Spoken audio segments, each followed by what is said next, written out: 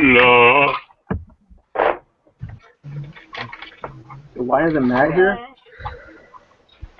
What? Why isn't Matt here? I have no idea. I think he's either burnt out on playing, or I don't know what's going on with him. Oh well. I told him.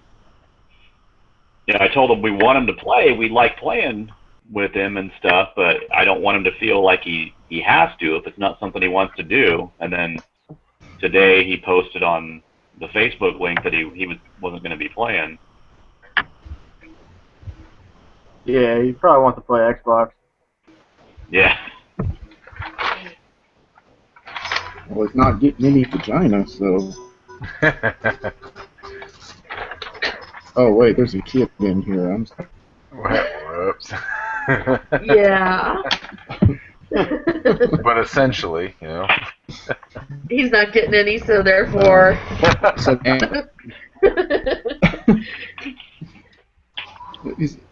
he's not getting any bananas. Oh, okay. Well.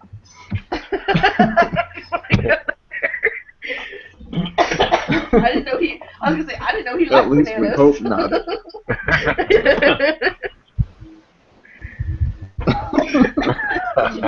Yeah, I guess that should have been something else. Earmuffs, Christian, earmuffs. I'm not even listening. So. All right.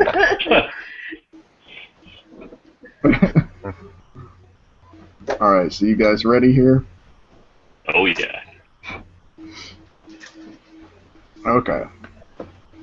So as you guys get up on top of the volcano, you guys are on the right side. We're looking the area just came through.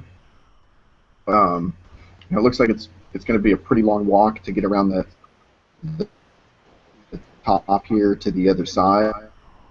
But as you look down towards the beach, you can see the Mermaid Isles from up here. You can see down in there the water's so clear. You can see like all the rocks and stuff, all the jaggedness that bottoms out boats, and you can actually see the path of where Keith's big ship had went through. There's a lot of broken pieces and stuff. It's like these really like giant pieces of coral is what it looks like. And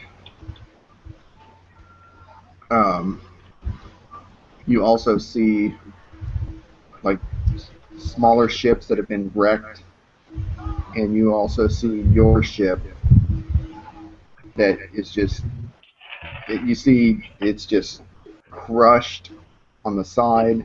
The mast is ripped down. You guys had some parts wash up on shore, but nothing, that was all stuff you kind of used in your huts when you built those. Father's going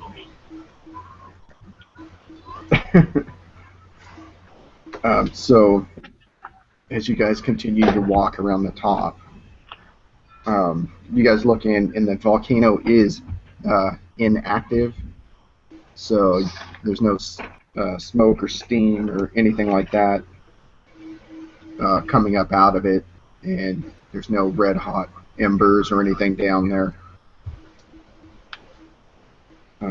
So as you guys make the journey, let's see, we'll start with Christian since he's all the way to the left. Go ahead and roll a 6-sider and tell me what you roll. I got 5. Okay, nothing happens. Nothing flies down on you. There's nothing hiding anywhere. So you guys make it around, and as you guys come around to the other side of the volcano, you guys start to see what looks like little goat trails that are coming down off of it.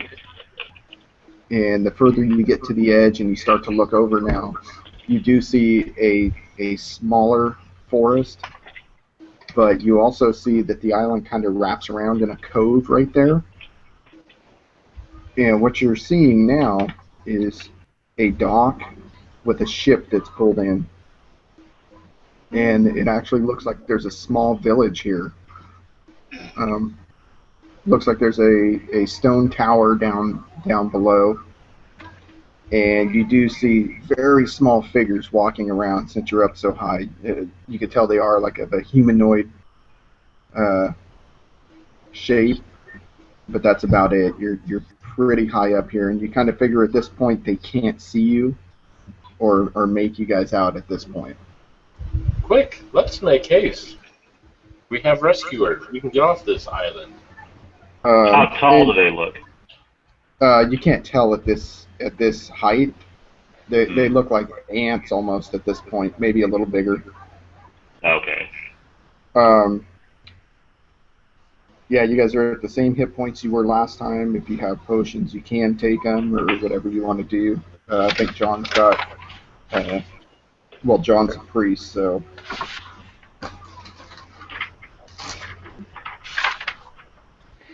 If any little boys need touching, just ask him. John, will you touch me? All right, let's get this party started. 7 points. Oh, awesome. I love you. I wish I had a penis. I can't help with that. No, but I could help you with that in payback. That's all right.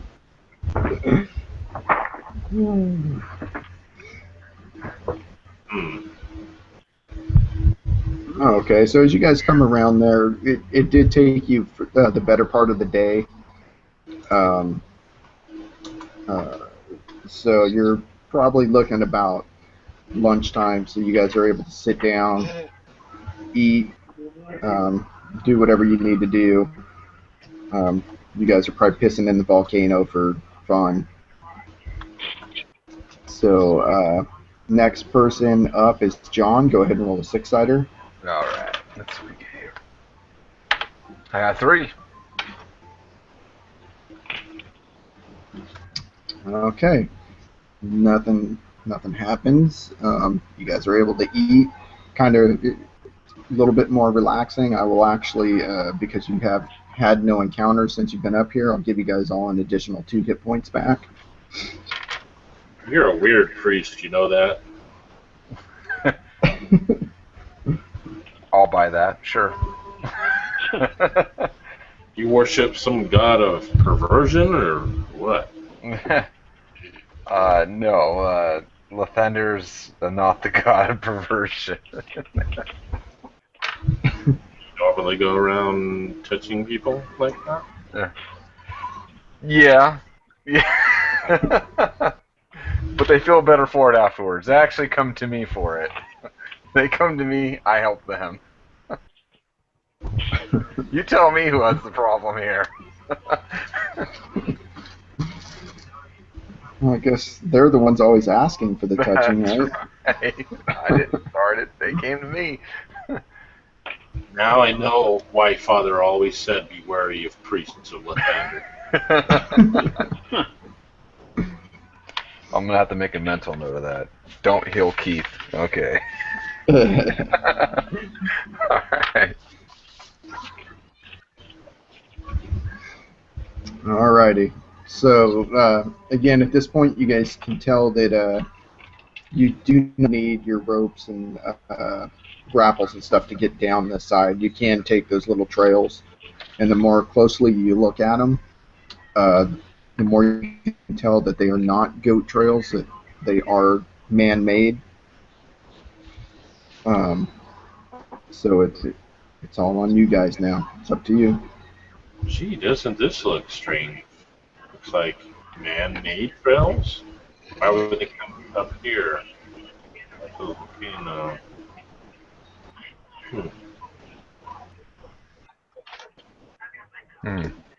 What kind of trees are up here? Actually, there's none at the very top, but as you make your way down, it's more of a forest as opposed to a jungle, where the other side was more jungle-like. This side you see like pines and stuff like that. Is it a well-worn? And it's more. Yeah, you actually see a couple different paths that lead up this way from there.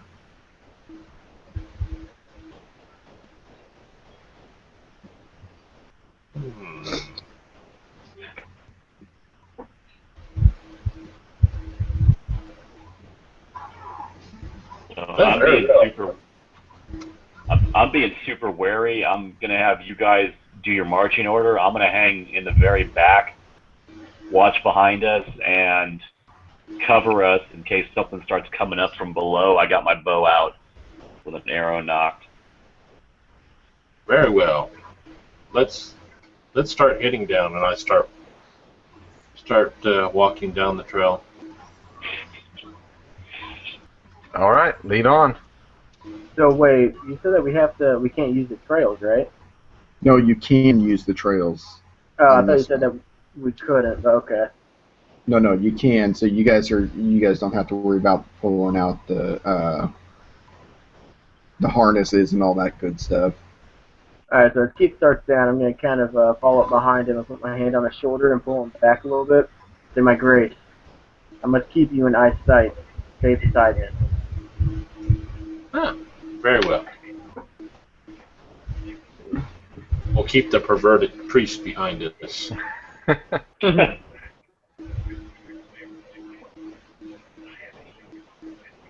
so I guess me and Keith will be in the front.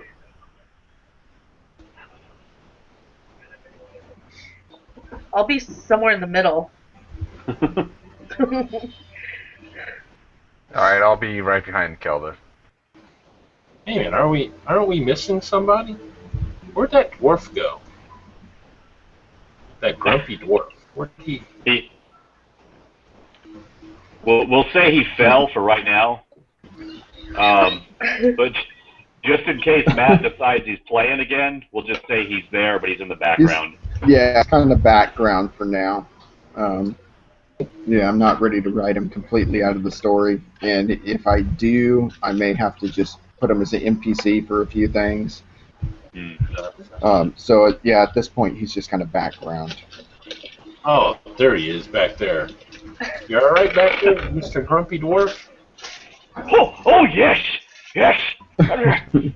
Oh, okay. My grandfather's artifact. I want it back from that fucker.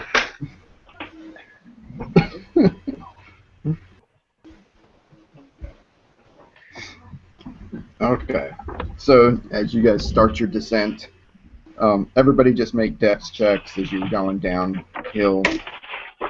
Those of you in plate armor, go ahead and -1 off of that. Barely made it. Well, then in that case, I failed. I rolled Okay. my deck. I failed. Well, I made it pretty easy. I have a really low dex. Okay, who was behind who with Kelda and Christian? I was behind Kelda. Nick was behind me. Christian, Keith were in the front, and Kelda was behind them. Okay, so what ends up happening is Kelda slips and starts sliding down the hill, and the others jump out of the way, and as you guys try to shout a warning to Christian, he turns around and Kelda slides into him, knocking him over, and they both start sliding down the hill.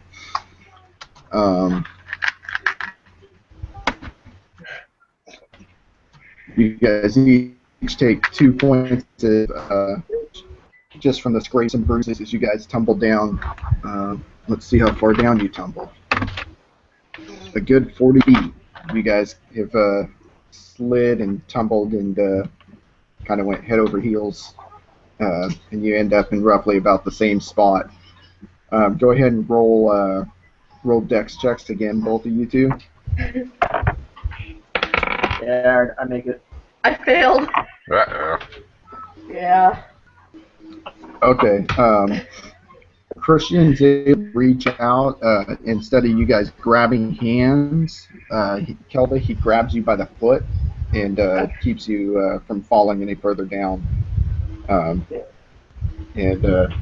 you guys all see this big cloud of dust clears, and you see Christian hanging onto a branch and holding Kelda's foot. And again, this is about 40 feet down from you guys.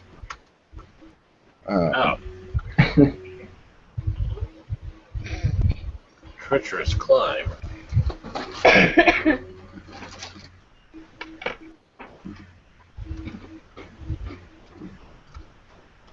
Whoa there. That's some loose ground there, priest. Don't want you falling and breaking your neck or nothing.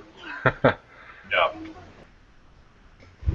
I think we'll be all right back here. Can we climb back? Well, I'm hanging, so. Yeah, they're still I can't really still coming back towards you. You're not hanging over an edge or anything. Uh-huh. You're on the slope of the hill or the mountain. Okay. So if he did let you go, you would probably be able to slow yourself somewhat and get back to your feet. Okay. But if he wouldn't have grabbed you, you probably would have tumbled another 20 feet. Okay. Kind of like what was it? Not Tommy Boy, but Black Sheep when Chris Farley falls down the mountain. Kind of along those lines. So you guys are able to get to your feet now, and the rest of them make it down to you guys. I'm And gonna look at Keith and say, "You great. If you were in front, that could have been you." You owe me one. Yes, very true.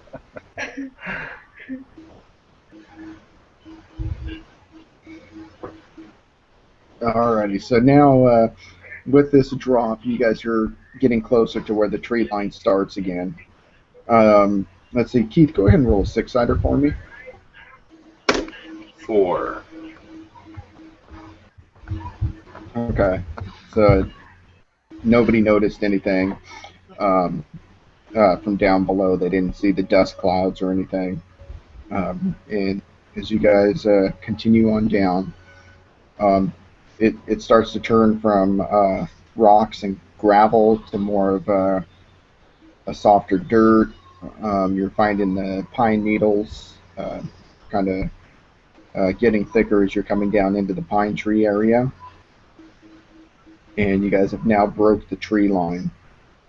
At this point, the sun has started to set, and that is on the opposite side of the island, so it's getting darker quicker where you guys are. And you guys do find kind of an area where it kind of leveled out a little bit, where you could probably set camp. All right, let's do it. So I will need who's on watch. I'll take a first watch. Okay. Second. So John's on first. Keith is second. Yes. I'll stay up with Keith. That was Christian. Yeah. Okay. And who's got third? Nick? Nick. Okay. Sorry, I'm looking through texts as I'm doing this as well. Okay. You guys starting a fire or anything, or are you guys eating cold tonight? You guys want a fire? I say no. No. I would like one, but I'm afraid with those Okay. sore lizard thingies. All right, no fire it is. All right. John, go ahead and roll your 6-sider. Sure. Tell me what you. I got a 3. Okay. Nothing happens. You're able to get your spells rememorized, and you go ahead and wake up Ethan Christian next. And actually, I'm going to have both of you roll 6-siders. We'll start with Christian first. I got 3. Okay. So as you're sitting there, you're just kind of cleaning your weapon, cleaning all the dust out of your armor and stuff as you're on watch. Go ahead and you roll, Keith. Got a 5. All right. Same thing. You and Christian just kind of talk and learn a little more about each other through the night as Christian's cleaning his armor. And as you guys wake up, as you guys are finishing your watch,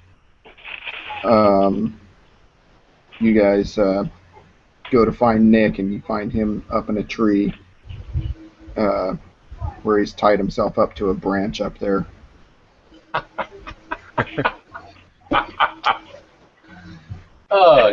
You can come on down out of the tree. It's safe. No, I can see just fine from up here. Okay. You can sleep knowing I'm watching you from the branches. Oh. Okay.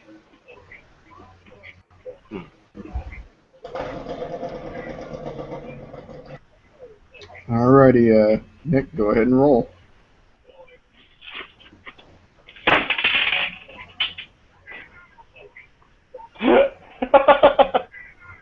That's why. A 1. Yep. Years. You rolled. I knew somebody would roll it tonight, and if nobody else did, it would be me. Okay. So it's just at the end of your watch, Nick. Let me I'm texting you, so give me just a second here, guys. Very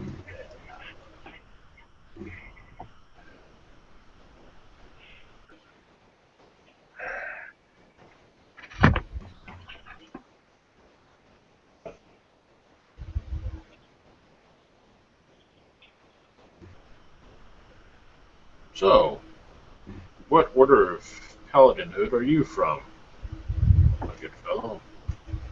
Is it like what god am I serving? What order of paladins do you serve? I serve the paladins. I follow the god. Yeah, was it? Do we have it as Reorcs or Rorks? Hmm. The dwarf god, whatever your dwarf god is, Rorks or whatever. You guys can use whichever you want. Yeah, I serve Rorks.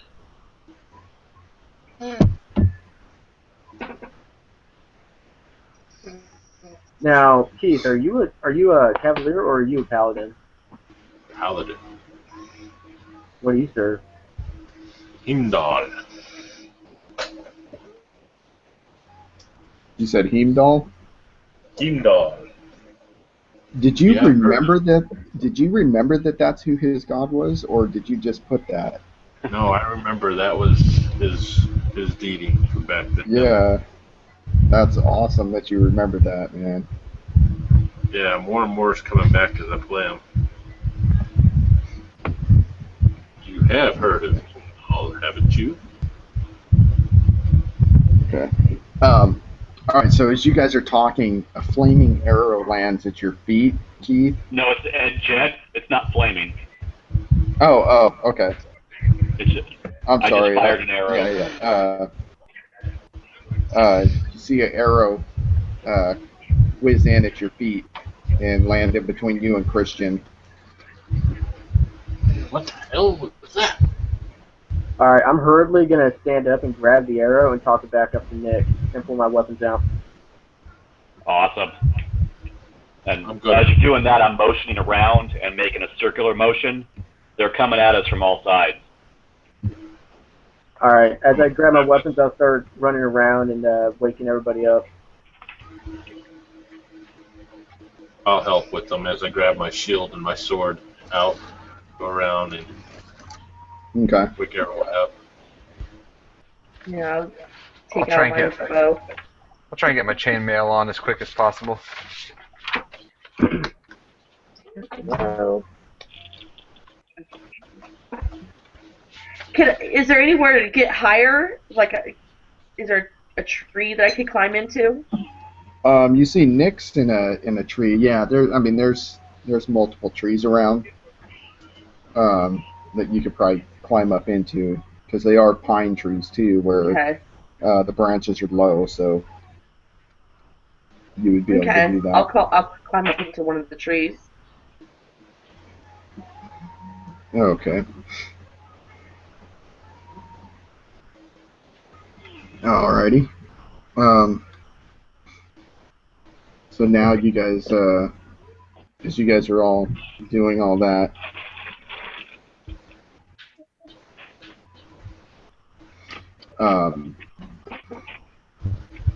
You see a bunch of green cloaked figures, um, all carrying bows, coming through the woods at various intervals. Um, and those of you with heat vision, again, see multiple, more than you can count or care to count, coming in around you guys. As the ring starts to get tighter and tighter, you see. Who dares Again, approach us?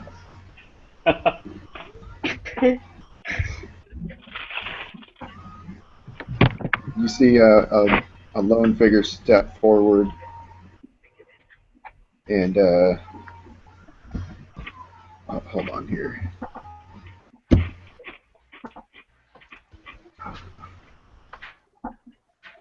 Okay, and as you stand up and kind of shout that out, you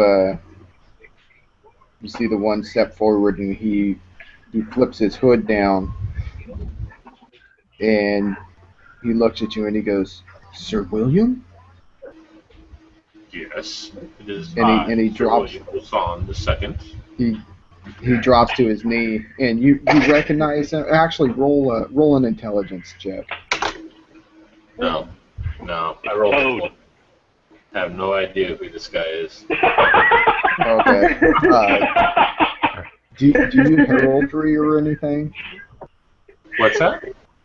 Do you have heraldry? Yeah, I got my heraldry on my shield and my my armor. Well, just my shield right now. No. Do you have that as a skill? The proficiency heraldry. No, I don't. Uh-oh. Okay, so you don't recognize the insignias or anything on their the bards or anything. But he kneels and he tells you, "We're the Archers Brigade for your father." And he stands back up and he motions to everybody to lower their weapons, and they all kind of step out of the shadows and drop their hoods. And again, he introduces himself as being the Archer Brigade to your father's army. Thank you. He tells you, I am Doran, Doran. and I'm not I'm not sure if you remember me. We've served alongside your father for quite a few years. I'm sure you have served us well, Doran. Thank you for coming to our rescue. How is it you've ended up? How is it you've ended up here? We were in pursuit of a damnable red dwarf in a big old black ship, and we got in a fierce naval battle. And during the combat, I was thrown overboard, and much of what happened thereafter is but a haze. But I have found a wonderful group of friends here, and we've been stuck on this island escaping weird lizard-like animals and climbing cliffs that almost killed us. So you were marooned on the side of the Mermaid Isle. Yes. Well, we have our keep here. This is actually where we train. Is on this side of the island. We tend to not go on the other side. We will go and make watch up on the top and overlook the oceans to see if any of the red dwarves are coming through. We have sank one or two of their ships out there. You know, they're just so devious, and with all the raiding they've been doing up and down the coasts, this is the best spot for us. We can get into striking distance of them fairly quick.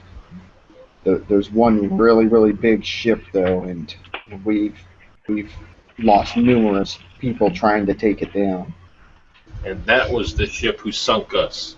And spread the word that I am confident that my father will put out a huge bounty to anyone who destroys that stinking ship. Yes, we will do that. So I guess I am guessing you need a ship to get off this isle. Yes. That we do. Well, I'll take you back down to our captain, and he will make sure you guys are taken to the mainlands. So if you guys will all follow me, Very well. and he whistles and gives a sign up in the air, and all those shapes and shadows start moving about, kind of flanking you guys to give you guys protection. Good. And yeah, a couple of you lads, if you wouldn't mind helping carry some of this stuff. We've been having to lug all around for well over a week. I'd really appreciate it. And you see Doran he points at a couple of them and tells them to go grab your stuff. And they scuttle on over there, pick it up, take your backpacks from you, Keith. And since they see the other knight, they offer to take his as well, or the paladin. Go ahead and nod my head and thank him. Okay, they put their hands up and back off. And you guys still have Nick up in the tree. What are you guys doing with that? Come I'm on, up in the tree too. I'll climb down from the tree. I forgot I was in a tree too. Okay. All right. So yeah, Kelda comes scuttling out of the tree and comes running over to the group. Yeah. And you see the guy that was talking. His eyes kind of light up, and him and like what looks like the second in command, they like look at each other and nod, and then shake their heads and kind of giggle. Oh. They're like, you know. Yeah, you know.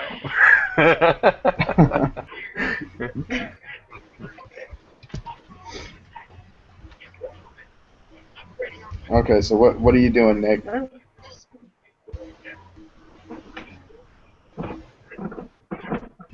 Nick's up there typing.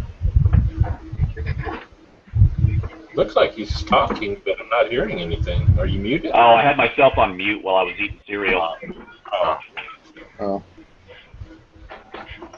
Okay. So I'm trying not to draw attention to myself. They're just going to see that I'm tall. Okay.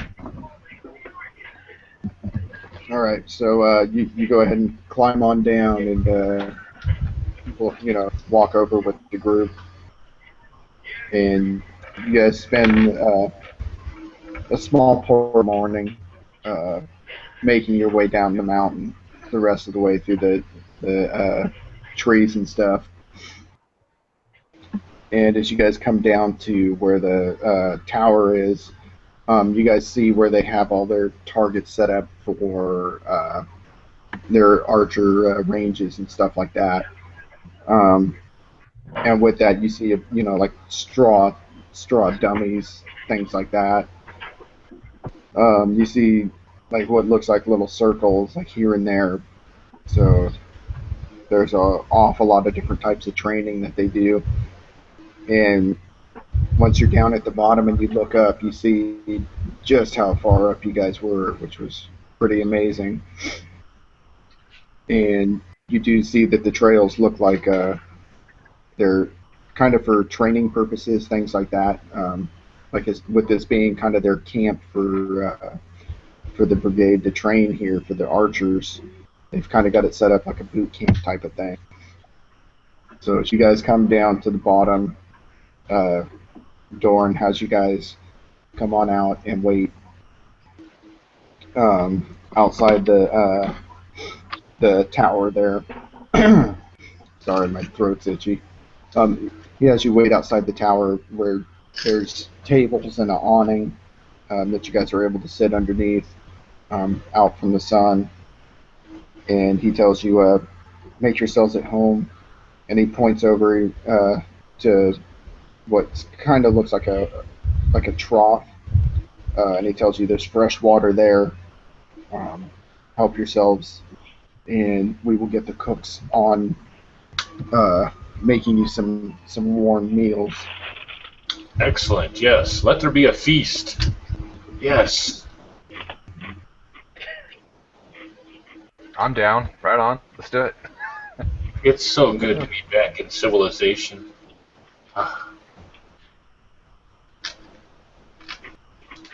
Okay.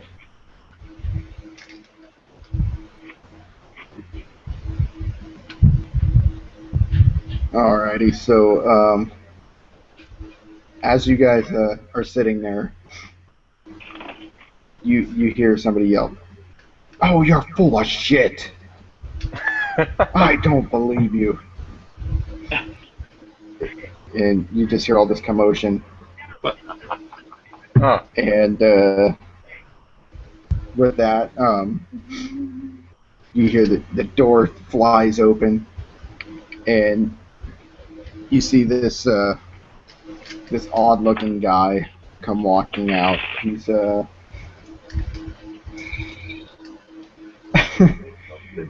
you see that he looks like a gnome. What? And, and he's He looks like a gnome? yeah, he's yeah. not? You're having a hard time telling if he's a gnome or a dwarf, because Okay. he doesn't have the typical gnome beard, where it's all pointy and taken care of. It almost looks kind of rugged looking, kind of choppy, more kind of like a dwarf. But other than that, he does look more like a gnome. He is not dressed like one, to say at the least. Though he's wearing the same things that they are. So he's got leathers on and he's got a green cloak. And as he comes walking out, he sees Keith, and he looks over at Doran. It's like, I apologize. You were correct. And he walks over to you, and he kneels before you and tells you, Sir William, I am at your service. And he stands back up, and you're still taller than he is as you're sitting down in your chair as he's standing. Very well. And what?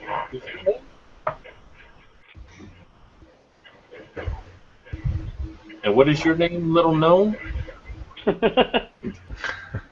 I am Sir Glimmertooth. Glittertooth.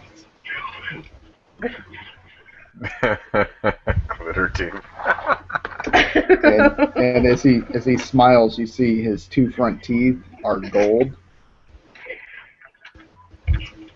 The name fits. And he tells you, as he like starts brushing his hair over to the side and trying to fix his beard, he tells you, I apologize. Had I known you were coming, I would have made myself proper and ready for you.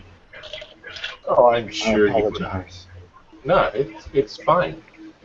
Doran here, he rescued us while we were out in the savages of the primitive forest and being stalked by gigantic lizard creatures. Okay. And then you guys again go through the. He asks you about how you came to be here and everything. You guys go through the same story again.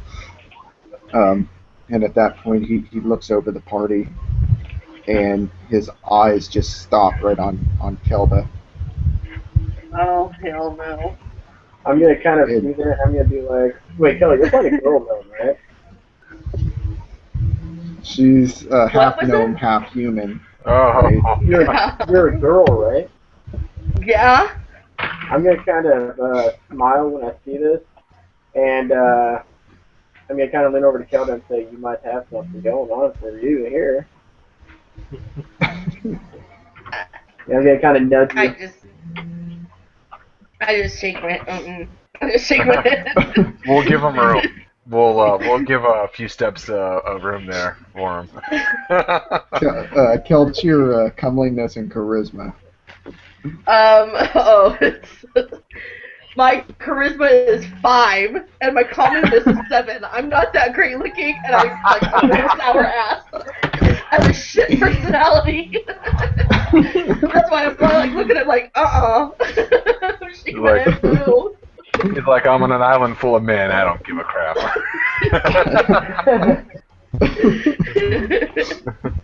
Okay. So he kind of makes his way over towards you, and he again fixes his beard and starts pulling it to a point, and he looks at you and goes, "Attractive, aren't I?" As he's pulling it straight, and he licks his hand and combs his hair, and then the same hand he reaches out and he tells you, "I am Sir Glittertooth. And your name, my lady?"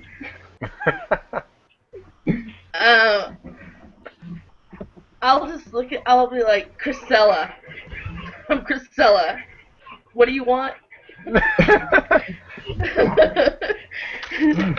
I'm just intrigued.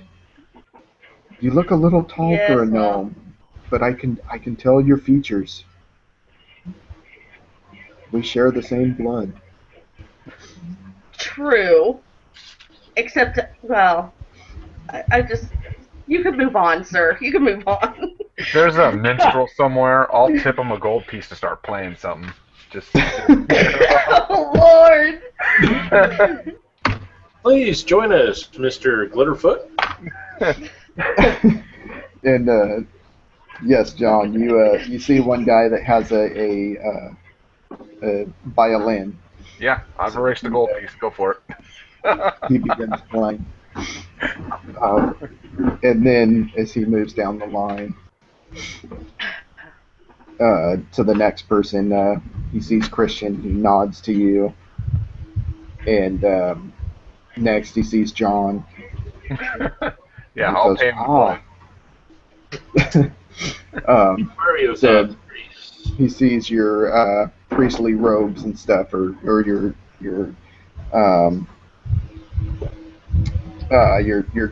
god symbol, and he kind of shakes his finger at you and tells you, "It's always good to have a healer amongst us." Thank you. It's nice to be appreciated.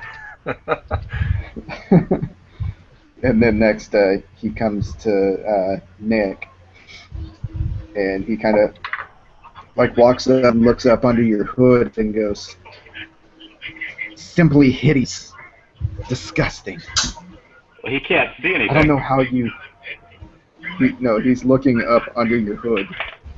Yeah, I told you I have my face wrapped like this, so all he can see is my eyes.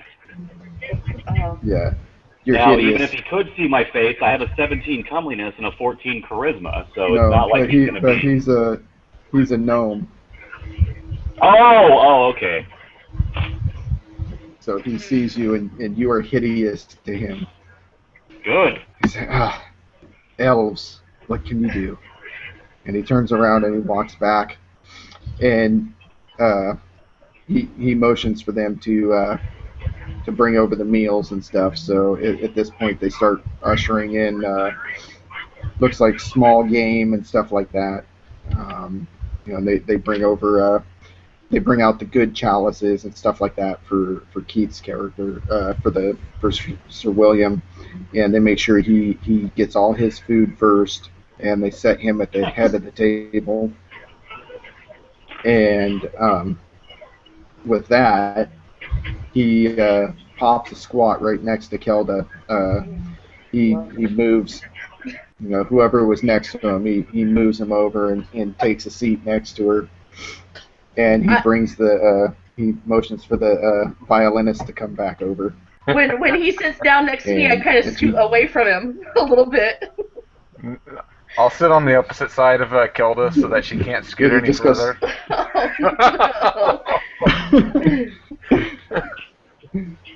And Oh, again, he man. continues to groom his beard, and he smells his wine and holds it over for you and stuff. And it's like they always play hard to get. And as you guys finish up your lunch, go ahead and let's see, Christian, roll a six-sider. 2. You guys, you hear a horn go off, in the coming back from up the mountain, and everybody kind of perks up, and you guys hear it blow again, and then it blows a third time. And at that point, Sir Glittertooth jumps up, and he says, "There's a ship coming! There's a ship coming! We may be able to get you off the island even quicker here, Sir William."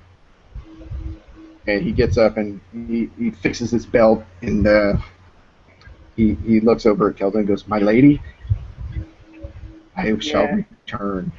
And him and his escort, they move out over to the ships, and you guys are left alone at the tables right now as they start making their way down to the dock as he's gathering people up to go start unloading the supplies that are being dropped off to him. So as you guys are left alone at the table. So, when we get rescued, I'm not sure where shall we go? Shall we continue after that bastard red dwarf? Or You should that- probably go back to your father, Your Grace. What? You should probably go back to your father, Your Grace. I don't know. I think Father will be extremely displeased since I lost his ship. I'm looking at Not quite ready He probably to misses you right now. return. Oh yeah. Hopefully that's not him coming.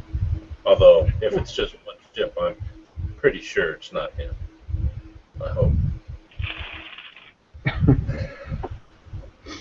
So, as you're out overlooking it, you see it's a bigger ship, but it's not meant for war or speed or anything like that. It's meant carrying supplies and stuff. So, Okay. Then it can't be So- Father. Thank goodness. You're safe for I'm gonna now. get up and go over to the door and kind of open it and look towards the dock. or no, you guys are outside underneath the awning right now. Oh, I thought we were inside. So no, you guys can actually look out onto the dock. You see them down there, and as the ship starts, it's still not there yet, but it's making its way in. Okay.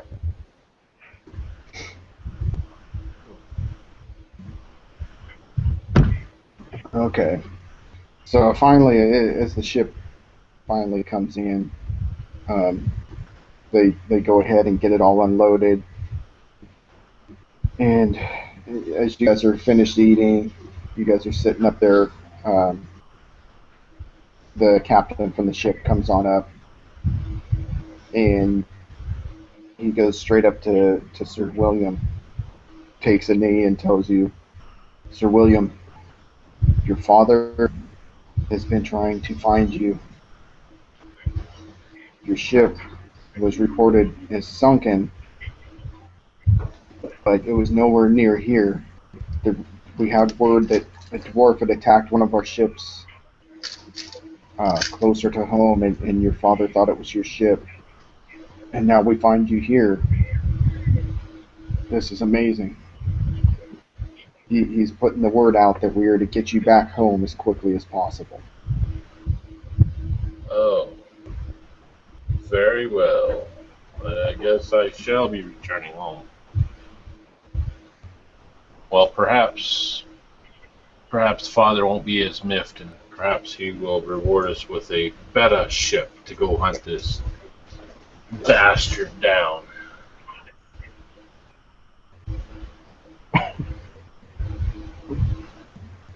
One with more firepower. Or several ships with more firepower. Send them to the bottom. So as you guys, he stands up and tells you guys, have your stuff prepared, and we will leave as quickly as possible. Very well. As, We're the almost ship, done. as the ship finishes being unloaded, you guys make your way down, and Sir Glittertooth makes his way up to Kelda. Oh, We got like an hour, right? I'll nudge Kelda. And he again is you could tell he's nervous as he's walking alongside of you, Kelda, and you're about a head taller than he is. He's constantly looking up at you and I just ignore smiling him. He keeps smiling those golden teeth at you and blinking his eyes.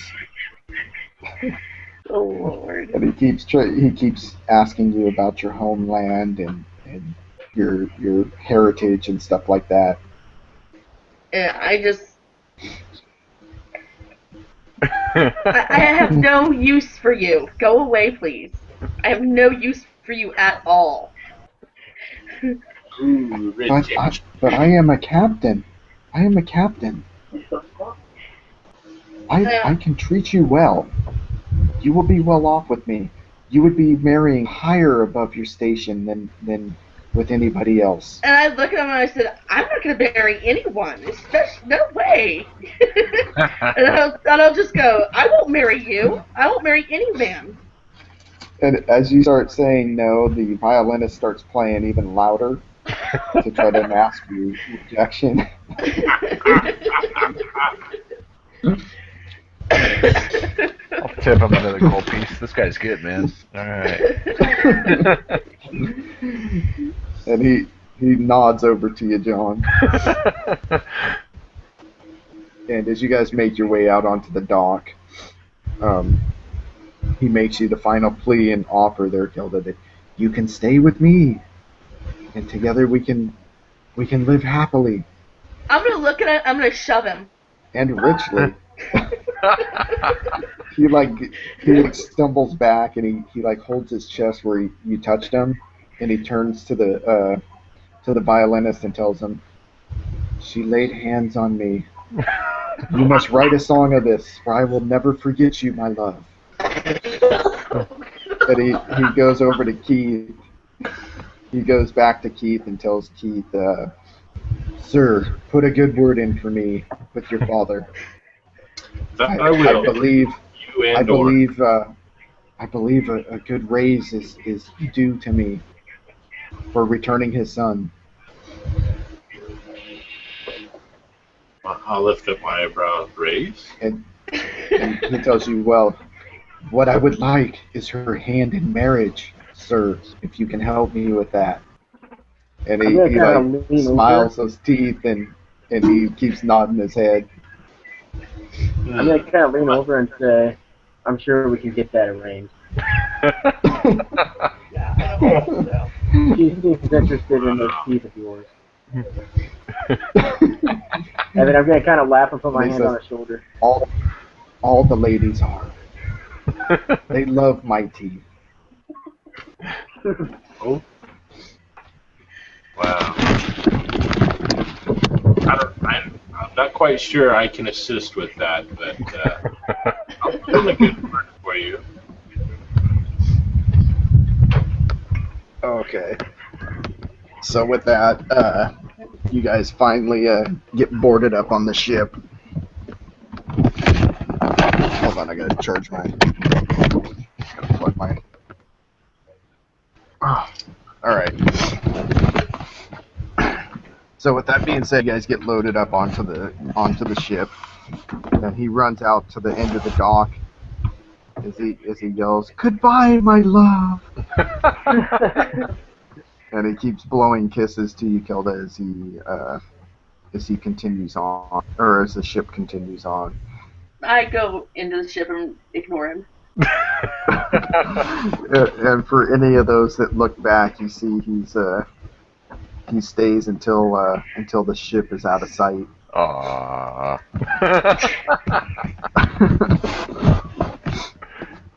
So as you guys are on your ship and you guys head out, he tells you it's about a 3-day journey back to the mainland. So we'll go ahead and roll for the first night. Who was it that rolled last? Me. Okay, so next is John. Yep. And that's a 1. Ah. Okay.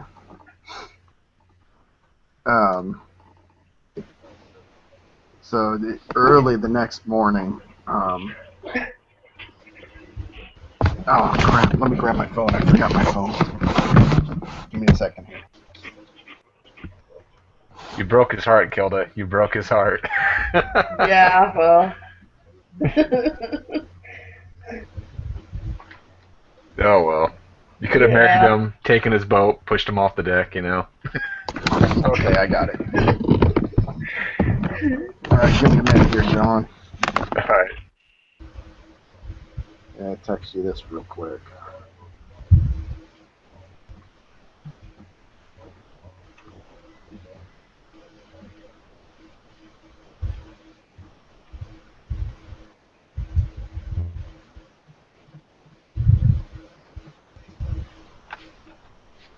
I was just pissed off I didn't have any charm spells at the time. I could have helped this guy out, you know? Mm.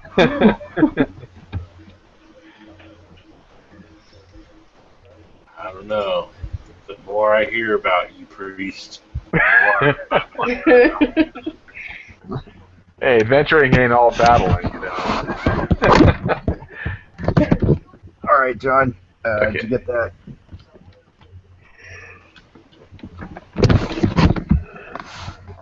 Alright, let me see. What, I was waiting for Keith to see that. What? oh yeah, huh? It's a roofie. Okay, so let's see here.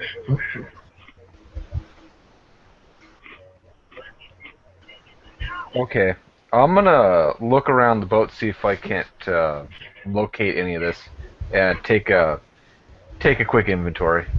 Which way do I go?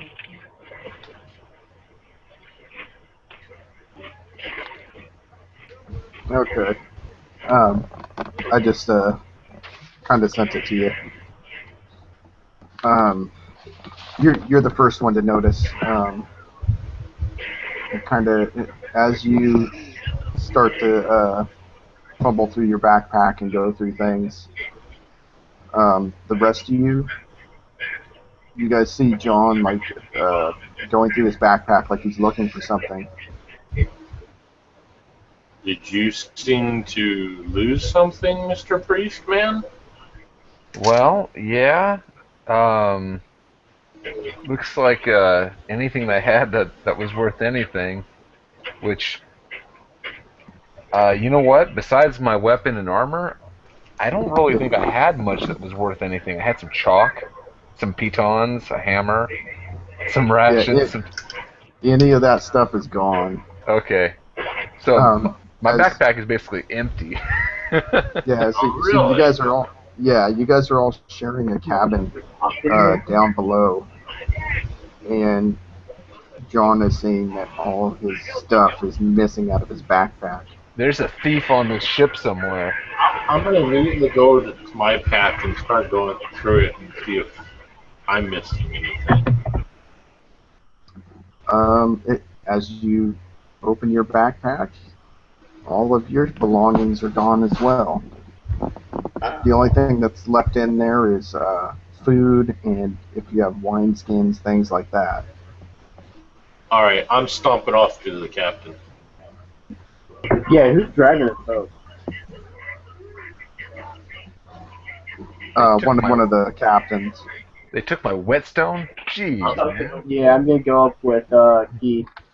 Yeah, I'm So marching. as you guys all go through your backpacks, you all notice that everything's missing out of your backpacks.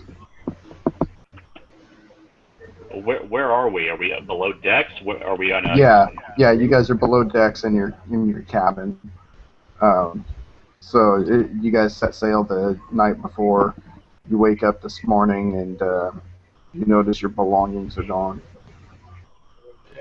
None of your weapons or anything. All that stuff's still there. Your armors, things like that. Just stuff from your backpacks, like I your took my potion climbing already. supplies.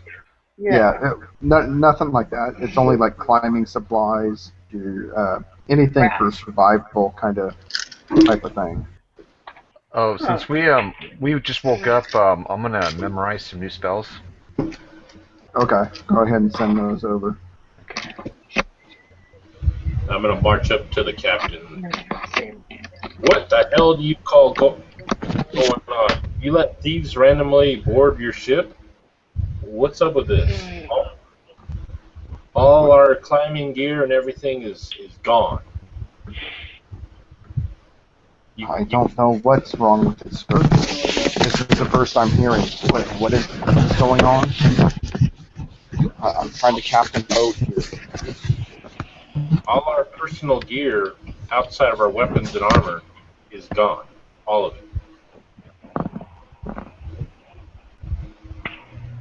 He ends up, he calls his first mate over to take the steering column, and he steps down and walks over alongside with you.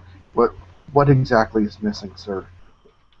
Let's see here. My ropes, my grappling hooks, my rations, my torches, my pitons, my hammer. I just started naming off all my miscellaneous ingredients in my backpack, along with the rest of my groups. All that similar stuff is gone. All our survival gear is gone. He pulls his captain's hat off and wipes his brow, and he tells you, sir, these are all items that we keep on our ship as it is. I wouldn't know the first place to look to see if somebody's stolen them from you. All of our cabins would have them. All of our men would have them. And he starts pointing along the decks that, like in various barrels and stuff, you'll see barrels of ropes, grapples, things like that here and there. Well, very well. I'll make it easy on you. By tomorrow morning, I expect all our supplies to be put back where they found them, or I'm going to hold you personally responsible. He tells you, I understand, sir. I understand. But there's no way for me to find out exactly what it was. Just give me a list, and I'll take care of it. Very well. That's more like it. I'll scribble out a list. Okay. Very well. I won't bother you. So Thank you see him when you hand it over to him, he ends up giving it to his first mate, and he takes back the wheel. Go ahead and let's see. That was Keith that rolled that, or That was me. John. Yeah, that was me. Okay, so Keith, you go ahead and roll for the second part of the day. 2. Okay. Nothing happens. You guys end up getting through the next part of the day. he hasn't come to you with anything yet. And now you guys kind of know again that you'll need to post a guard once more. So I just need to know who's taking first, who's taking second, who's taking third watch. I'm taking first. I'll take second this time. I'll go last. Okay. Alrighty, so Nick, you got first. Go ahead and roll. 3. Alrighty, nothing happens. Yeah, there is a guy up there, Nick. During the day when you went up there. At night, is there somebody up there? Yeah. Okay. Yeah, they're really leery of red dwarves, especially with this being a supply ship. So they've constantly got people on watch.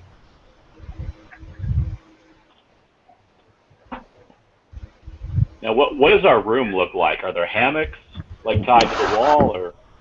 Yeah, I've got these like weird hammocks that are almost looks like they are just made from fishing nets, but they are hanging directly off the ceilings, and again they don't take up much room.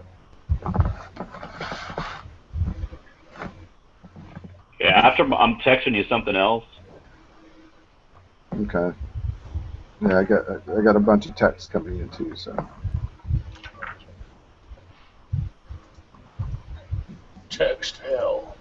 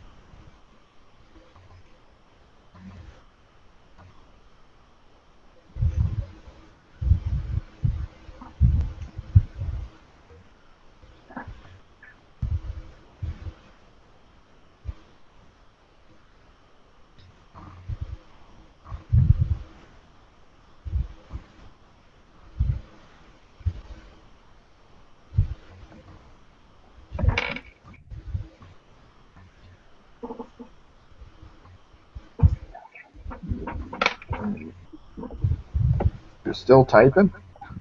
Yeah. Just There sent it it. is, okay. Wow. Nick's typing a novel. It's a good one.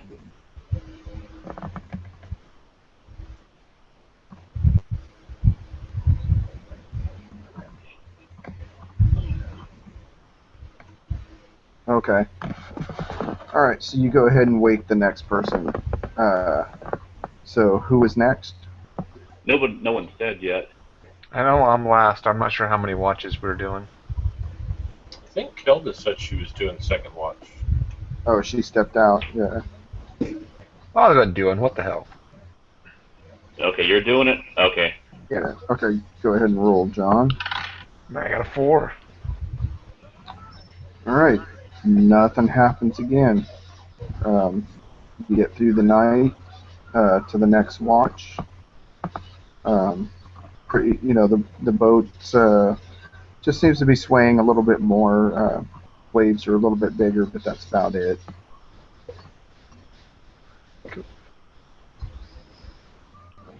So I guess Kelda's going to take the last and final watch, or do we want somebody else to take it until she comes back? Dad, I might as well take it since I told you what I'm doing on last watch. Okay. So go ahead and roll then. Hold on, I was broken. Alright, I got 2. You got a 2. Someone do some Yeah, protection 4. from evil. Okay. Shit. you start to notice the rocking motion getting a little worse as your watch goes on, but nothing more than that happens. So the next morning, as you wake up, and as you guys go to step outside the door, there's a barrel of all sorts of gear, like stuff you were missing, stuff that you weren't even missing, that nobody knows if it belongs to you guys or not. Just a barrel full of stuff, and it's all sitting right outside the door as you guys walk out.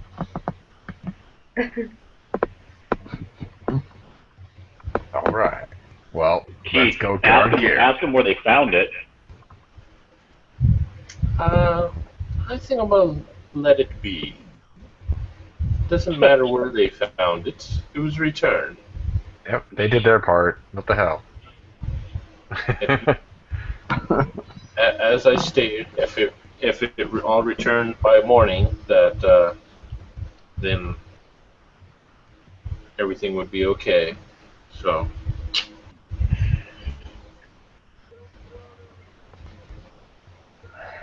Interesting. Okay. So it's your second day on the ship, and as you guys come out, you guys have your breakfast or whatever. You guys walk the decks and stuff. There's a lot of salty pirates on the ship.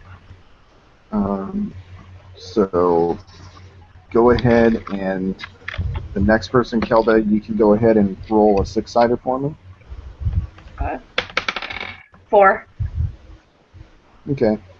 The sea starts to mellow out a little bit, so the rocking has kind of gone away, and you guys are feeling back to kind of that the ocean's normal again, kind of steady now.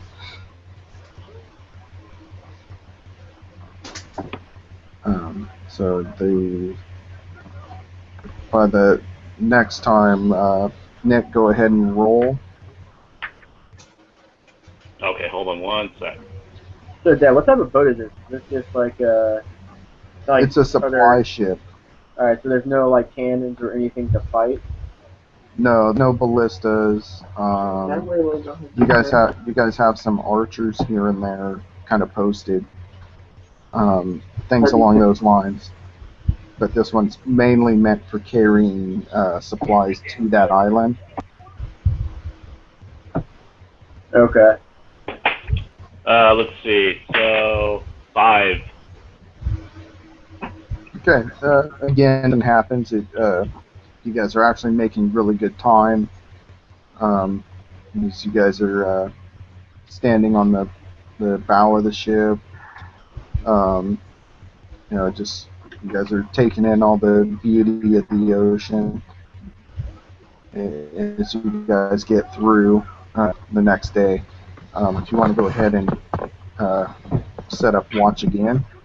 Too bad Kelda doesn't have her lover to enjoy the view of the ocean with. Alright, I'll take last watch. You guys, who's got protection from evil as a spell?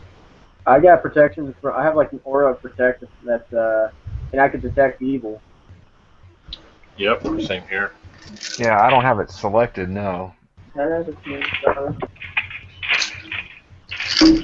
But I do have animal friendship. If there's any animals, I can befriend it.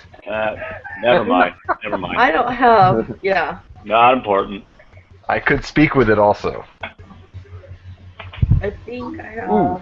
Is there any? If I spot any rats, like because it's a cargo ship, I will do that. I'll befriend the rat. It's permanent, so it'll be permanently my friend, and that way I can speak with if I need to have a spy on the boat. You can detect magic. That's about all I can do. Yeah. This Lathander. God, wow.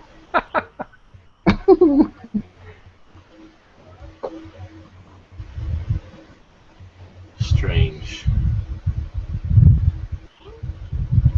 I think think once we pull into port, I'll have to seek out a high priest of Lathander and discuss these weird perversions. I don't know. I don't know. My stomach is starting to get queasy by the actions of you on behalf of your god. Yeah, I'm not too worried about that. Go do whatever you gotta do.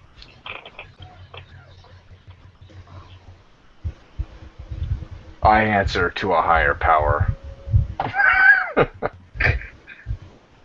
That's fine, but I don't know if the temples belonging to Lathander should. Speak no more to me. I will not hear it. I will not hear any of your aspersions towards my deity. I will meditate now, so I will hear no more. Is that secret talk for touching yourself? I'll go and enter some sort of a meditative trance that I don't even know. I'm not sure if once I speak to my yoga, yoga. of you and your kind, if we're going to tolerate temples of Lathander within the kingdom anymore. Yeah, I'm not even paying attention to this guy. Well, I've got a bunch of texts coming down, so that's why I'm being quiet. You guys keep going. This is funny.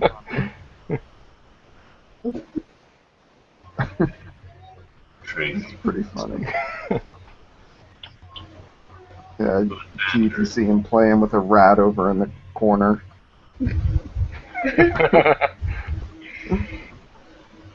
Wow. Jesus, man, I've got like 8 texts here I'm trying to go through.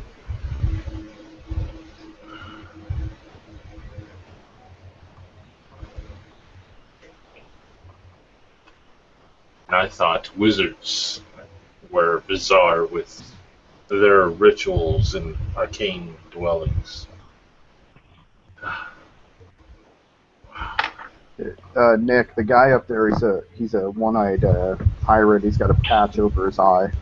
He's a older gentleman, but he makes small talk with you and stuff like that. Okay.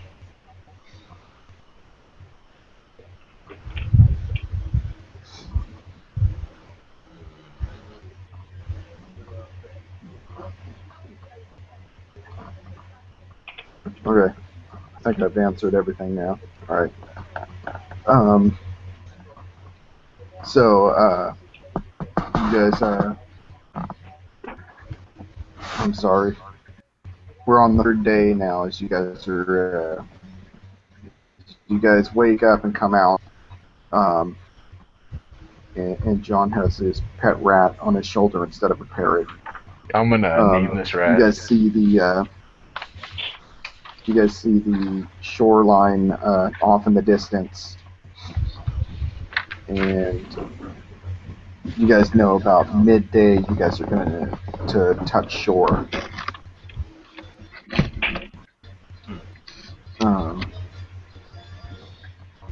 So let's go ahead and have one more roll. Yeah, are you watching Let's Star see who did. I No. did the last roll. Okay, so Nick, go ahead and do the final roll for the day before you guys reach port. 2. Yeah, so no, you guys are not up north. You guys are down in the Southlands right now. So as you guys are coming into port, you guys are greeted by another ship of the fleet, of the Navy fleet, and they guide you into port. And from there, you guys are able to get off and head towards the main city where Keith is from, or I'm sorry, Sir William. His father is So now that we've gotten you off the island and you guys are now back to the mainland, Nick, for you to get back to the north, if you were to go by land, it would probably take you a month's journey. If you were to go by the ocean, it would be this, couple weeks to get you up there. So just so you have a feel of where you're at, it's almost one of the first times you've ever seen land besides the island where there's no snow. And you guys all on board, and make your way right off the deck there, or off the dock there. So what I'm going to do is I'm going to go ahead and end it right here, because I haven't gotten this part planned out yet. Losing Matt has kind of had to change things up, and I'm kind of debating if I'm going to keep you guys together as a party and have you guys continue with something else if you guys want to do that, or if we can maybe break this party up and I can start a separate campaign. I guess maybe after Keith's campaign. I do have a couple other ones in the works right now. I have a somewhat Ravenloft one, and I have a kind of a graveyard style one that I'm kind of working on as well. So again, it's up to you guys. We can either maybe try to keep this party together, or like I said, you guys can break it up, or if you wanted to change characters through this one, this would be a good starting point for another one, or for my next campaign to take place from. So I guess it kind of hinges on what's up with Matt then. Yeah. Like I said, kind of what I was hearing is he's kind of out of it now and doesn't want to play. Yeah, he might And just. a lot of this was set up based on his character, so. Yeah, I mean, I'm down with doing the Raven also. I know I want to play a mage, so I'm probably going to switch over to playing a mage. Yeah, both those campaigns sound good. Okay. Alright, so like I said, we'll end this one right here then. And we'll continue the next one after Keith. I hope you have enough time that you can start yours, Keith, without any problems. Should be. All right. I know we didn't do too much to gain experience, but was there any experience for this session? Yes. Yeah. For this one, I'm going to give everybody a 1,000 at ease for this one. Okay. And because we're calling the end of it for the overall experience for the whole game. And this is starting from in the north when you guys started there and came all the way through. Since you guys, pretty much kept the party together. The only one that's had a change was Keith. So Keith, I want you to divide this between both your characters, because that character may end up somewhere else down the road. Okay. And you can, now he's no longer tied to this campaign, so that one can be used for something else if you want. Oh, okay. So I'm going to give you guys all an additional 16,000 XPs. And I said with Keith, split that between the two characters. The rest of you goes to your characters. Okay. And because you guys all helped Keith and got him back to his father, Christian, with you being a paladin, the king donates to your church 10,000 gold. So what that means for your character is that's going to transfer over to 10,000 experience points you get. Okay. John, the same thing for you with being a priest. Okay. So you'll gain an additional 10,000 experience points. Keith, he's going to set you up with a faster ship than you had before. Kelda, he offers you that gnome's hand in marriage and all his lands to go with him. Take it, Kelda. Take If it. you choose to accept. It's a good deal. And if not, he offers a +4 bow if you decide to not choose the gnome.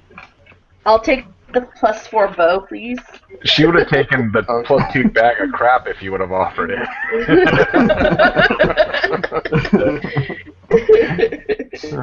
It's like, you want this or you want the empty box? You know what? That box looks pretty good. Exactly.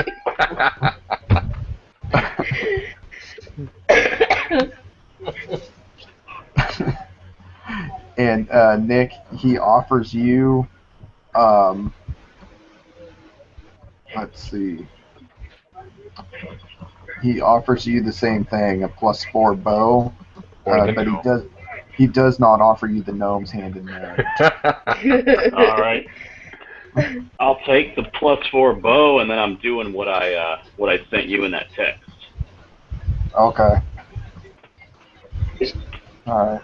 Well, it was very unclimactic. I really wanted this to be this adventure or this campaign, I should say, to end bloodily and very cool. But at least you guys had that awesome ocean battle there. That sea battle was pretty badass. Yeah. That was pretty unique. Yes. So it was. So again, like I said, Christian and John, you guys got the extra experience points where the others got items. Cool. So with Paladins, when you level up, you will 10-sided, right? Yes, that's a 10-sided. All right. Well, I'm gonna crash out. Good game, guys. Next Saturday, I may be doing something next Saturday. But I'll keep you updated. Okay. Okay, and just remember these characters are now free to be played in the one-shots. Okay. So they're no longer tied to the campaign. So. Alrighty. Okay. All right, guys. We'll see you next week. Good. Yeah. Good All night, right, John. John. See you Nick. later, Don. Good night. Nick, send Chris an invite. He's able to play. Oh, okay, cool. Oh, he should have one. I sent it out to the whole group. Let me try again. Let's see. Chris Cesarian.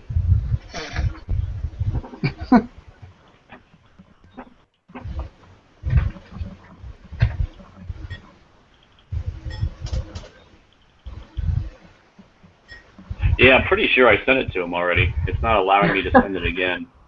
Yeah, it keeps saying they keep inviting people. Alright, I'm gonna run to the bathroom. I'll be right back. All right. Yeah, me too.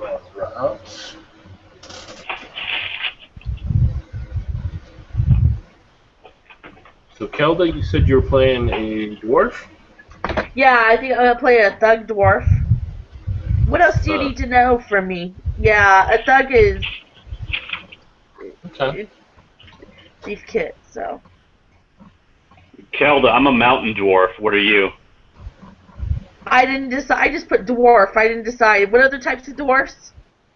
There's like mountain, hill, valley. I mean, basically, I'm like from the same type of stuff as like Gimli or something. Don't forget Or- Gully. Huh? Said don't forget Gully. Gully dwarfs? Don't want to be a dwarf. Yeah, let me look at it right now. Does it matter? What are the most common? Probably mountain. Okay. Yeah, it's either hill or mountain dwarfs that are common.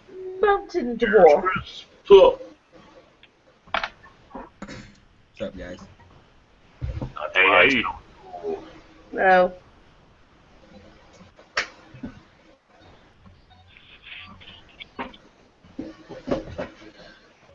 everyone's taking a quick break and gathering their stuff real quick. Yeah, I'm gonna grab my stuff since I gotta move over to the charger here. So All right. I'll be right back.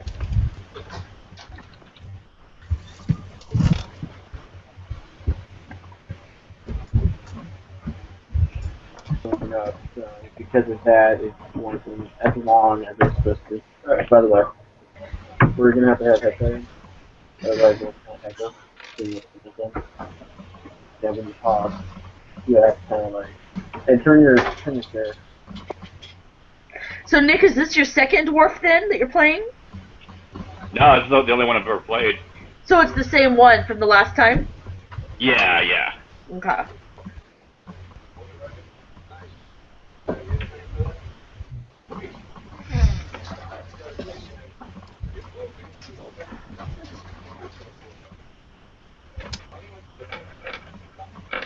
Is Keith the continuation, or is it just a one-shot thing?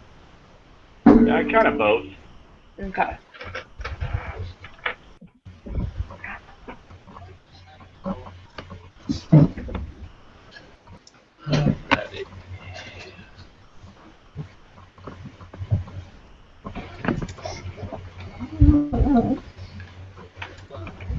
Okay, I'm back. All right. I think I'm going to start you off as. Actually, what type of dwarf are you going to be? Mountain, hill? Yeah, mountain. And what kind of dwarf are you, Nick? Same. Mountain dwarf. All right. I'm going to say. Can I take this armor? What was that? I can't hear anything. All I hear is Christian like having a yard sale over there. I hear Christian cleaning out the garage. I'm going to say that you've met Kelda's character before in the past. Right, a fine lad she was. Taught her a few things about making swords. Got nothing bad to say about her at all. Only a few things. Better that than dwarven babies.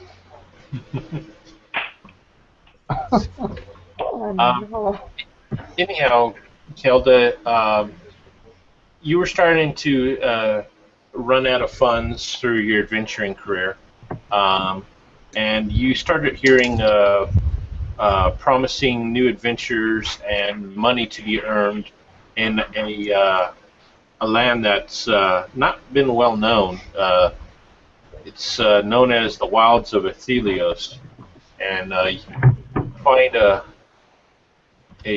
boat that will take you to these wilds, and you travel for several days, and you finally set port in a small town called Bridgeport.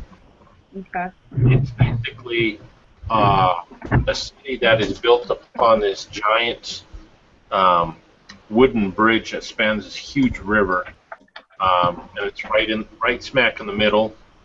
So you hop off, and you're kind of wandering around for a couple days, visiting the inn, which is called Run Aground, which is basically it's a ship that ran aground under the small island in the center of the city years ago, and they turned into a tavern. And one day you're walking down the main street of the Bridgeport. You've been there a couple days, and you see in the distance you see someone that looks familiar. You see Nick's character, which you've ran into in the past years ago, Mm-hmm. and along with him you see Jed's character. Actually, I should probably have everyone explain themselves. Some half elf. Keith, by the way, I got a friend here, Patrick. I sent you a message about it. He's with us, so if you don't mind him playing, he's just gonna play a high elf fighter if he does play. He's going to play a high elf fighter? Yeah. Okay, that's fine. All right. So I'll have the party explain themselves here in just a minute. and the High Elf. I wonder what kind of tie-in you have. What race are you, Jed?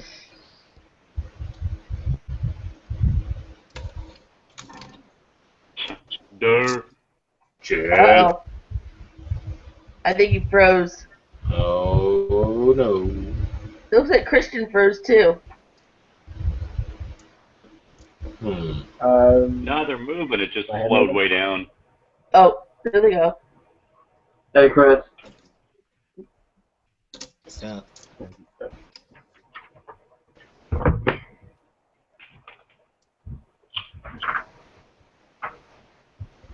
Wait, what? Oh, shit. What time does your brother get out of work? 1 something? 1 o'clock or 1:30? Shouldn't your dad be going together? Hey, Nick. Yeah? Is it still echoing for you when I unplug this headset? Let's see. Oh, yeah. It's taken about probably a good 3 or 4 seconds, but yeah, then I'm hearing it come back at me again.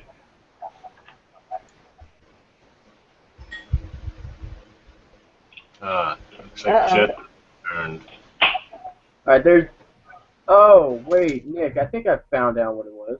Alright, speak now. Hello? You guys hear me? Yep. Yeah, we can hear you, Jed. Alright, now. Hello? Hello. I can hear you. Okay.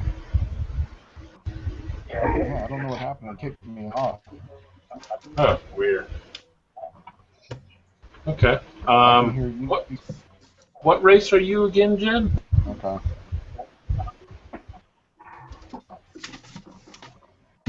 I'm a half elf, and the other half is high elf.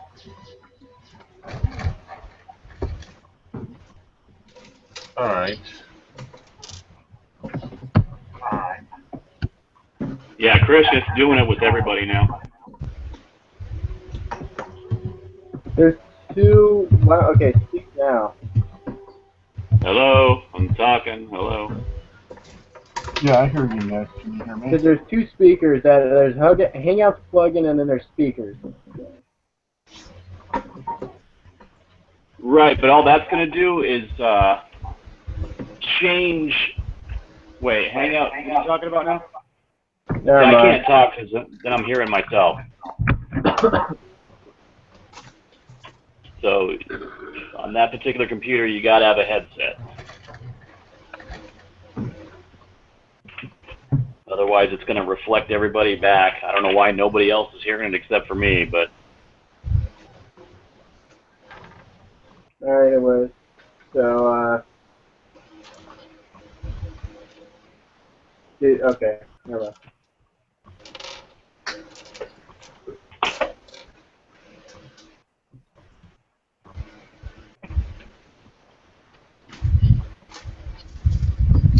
All right. You guys hear me all right? Patrick Patrick? You're the one playing the high elf? Yep. Yeah. All right. I'm going to say you're in search of the renowned Yeah, you bar heard Patrick, right? hearing tells of Jed's character. And you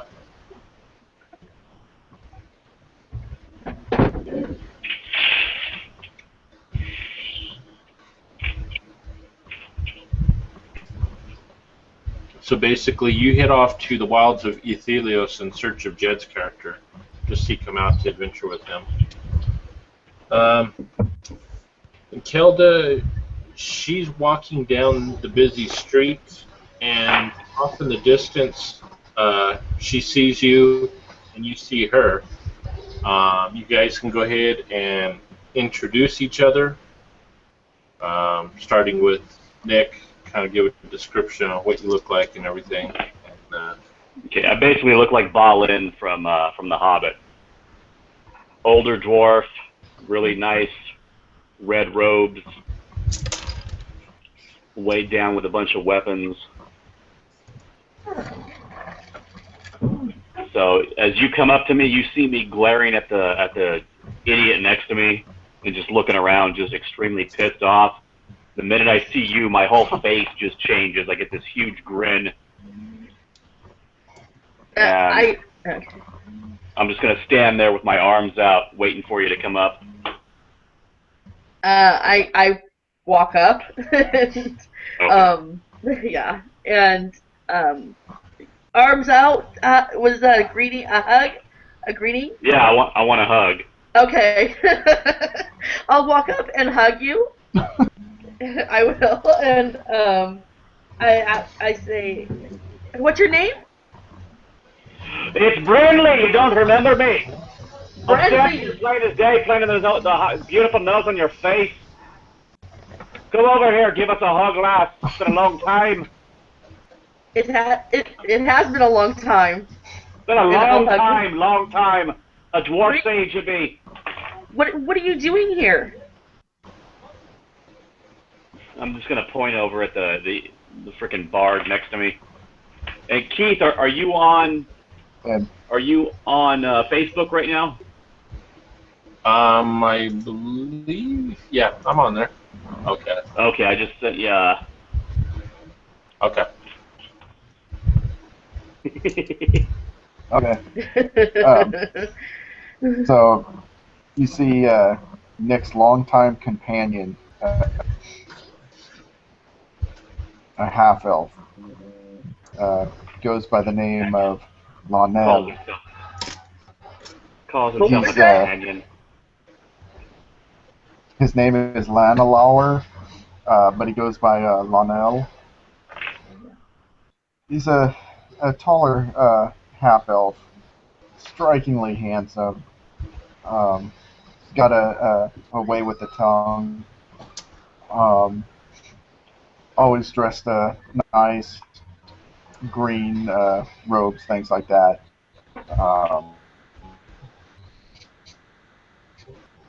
Only a couple left stored. That's about it. Otherwise, he has a small heart which is draped over his back right now. In his back, it is a small one, meant for him to carry alongside, carry with him on his journeys. And he is of a noble class. Again, high-born, and he carries himself that way. So as he sees you, he kind of shake my head as I see you walk up to the dwarf. I'm like, great. Now there's two that I must deal with. I look at you I and just kind of cross my arms. oh Lord, whatever. What's that? I said, you don't have to deal with You don't have to deal with anyone.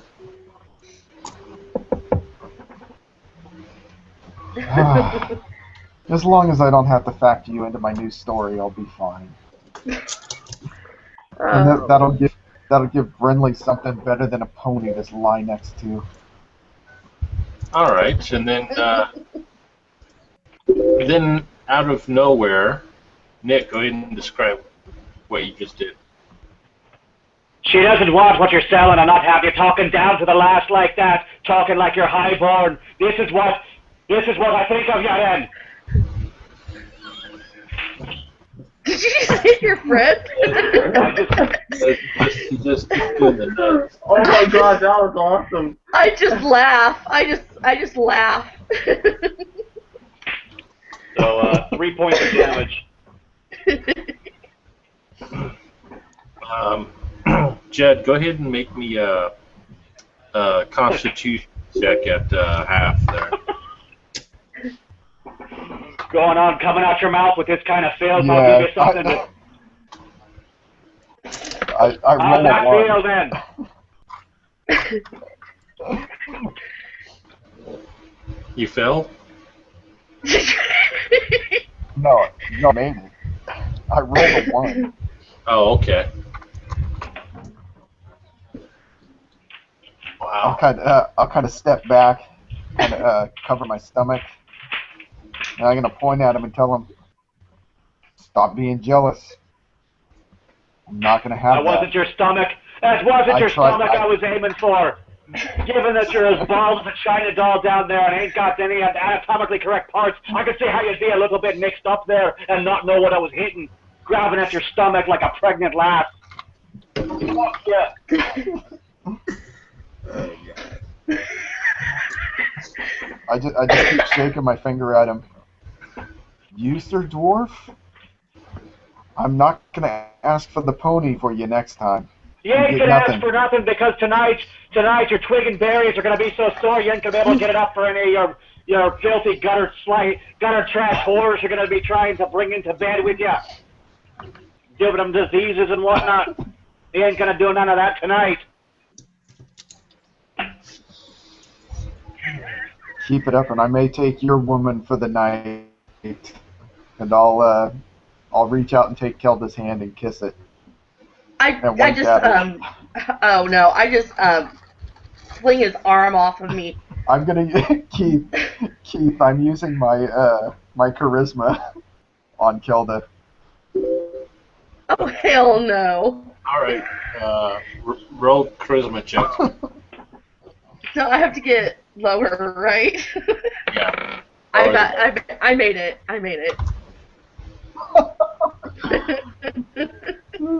I get +6 to mine, so I made it by 13 points. Wow. What'd you beat yours by, Kelda? I got a 7, and so only by 6, so it's a 13. All right. You can tell he's pouring on the charm. And wow. While you're doing that, all of a sudden you get blindsided again, Jed. Go ahead and describe your action.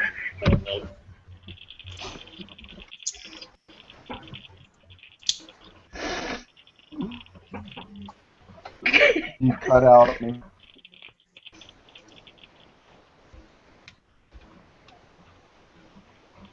What's he doing?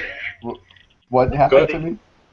Go ahead and describe what you are doing there, Nick. I'm going to do a called shot with my hammer to his balls, and I'm going to do a called shot to the hand that's grabbing Kelda's hand with the flat of my axe. I told you once! You didn't listen? So for the first shot to the nuts, let's see, 19 altogether, that'll definitely hit. Yeah, my AC is only 6, so. Let's see. So for the shot to the nuts, ooh, he's going to take a total of 8 points of damage with the hammer, not subduing. I'm This knocked time? out. All right. So you see Jed, he drops to the I ground. go down. So Chris and Christian, what are you two barbarians doing while all this commotion is going on? Alright, so basically, as all this is going on, you just see two giant guys standing next to each other, our arms are crossed, and we're just kind of looking around at everybody. And we're both wearing hides. I'm not sure what Chris is. I'll explain my guy right now. I'm wearing hide armor with, it's like a wolf skin all over me, and up on my upper back is the head of the wolf.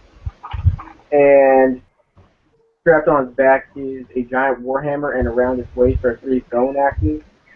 He is he's very gorgeous, a very gorgeous guy, and his shaggy, dirty blonde hair goes down towards his shoulders, and he has grayish eyes. And as all this is going down, I'm gonna kind of nudge my brother and say, "Lovers are going at it again, brother." Can't you guys just stop it for 1 minute? Gosh. I'll not have him disrespecting the daughter of the mountain like that. I'll do all the two of you too. I'll knock off both your kneecaps and feed him to you. Hey, you calm yourself down before I find myself another chair.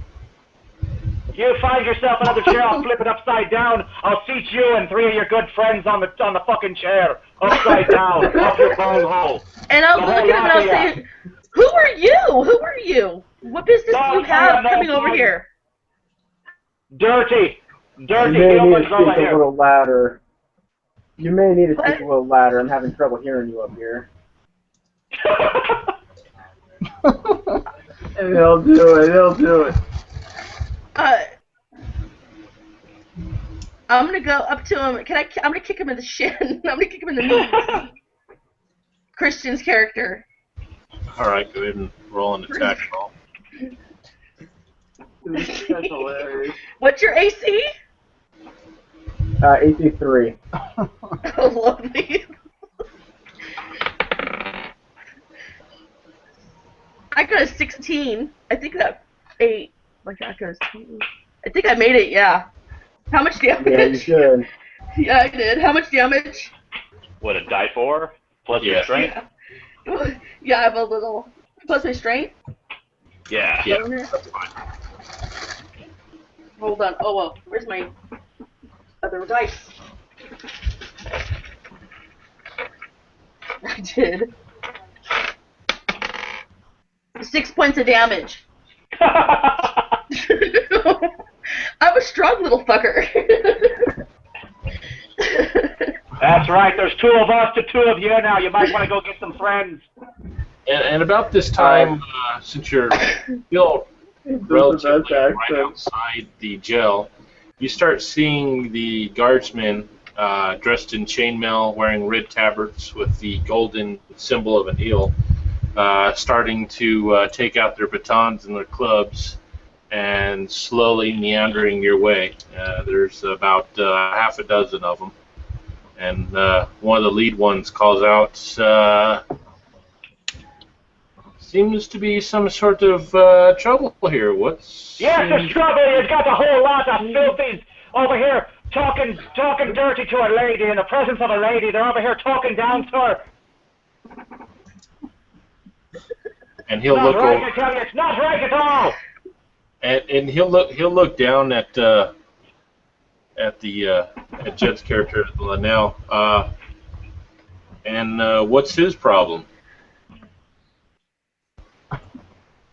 Must be something he ate. He was clutching at his stomach earlier, moaning, "Oh, I'm sick. Oh, I'm sick. It's in my stomach." Carrying on like a wench. Well, I suggest you guys move along and take your arguments or whatnot outside the town. I point at Chris's character and I'm like, "Pick him up, throw him over your shoulder, and bring him along."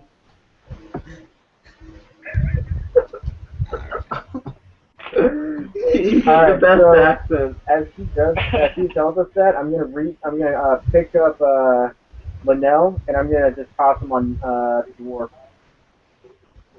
I'm gonna dodge. You're gonna pick up the what? I'm gonna pick up Linnell and I'm just gonna toss him on the dwarf. Oh. All right, make the strength check. And what are you doing next? I was gonna dodge him at first, but I'll just try to catch him then if he's gonna.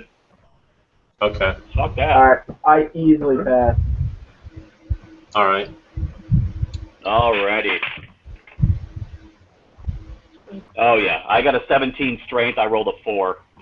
Yeah, I rolled a 4 too. All right. So you toss Linnell over at you, and you catch him. As I do that, What was that supposed to be? I told you. What, you need help even carrying out simple orders, you fuck? I'm gonna throw him back at you. I'm just gonna let him drop. I'm just gonna let him drop, and I'm just gonna say, nobody tells the chieftain's sons what to do.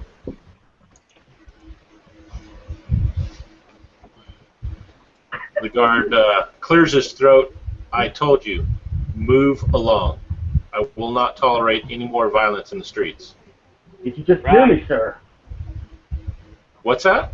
You are a lowly peasant compared to us. I don't care if I'm a low peasant, and I don't care. You may think you're some chief's son or whatnot, but that shit don't fly here. You're in my town. You understand? This is my town. You don't own this town. So, move along, or you're going to find yourself in irons again.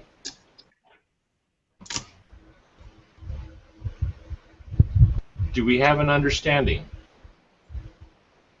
You are one ugly person. Nah, I've been told that many times. It doesn't faze me, though.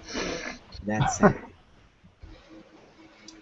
And about this time, enter Patrick as he's walking down the street as you're searching for Linnell, the bar.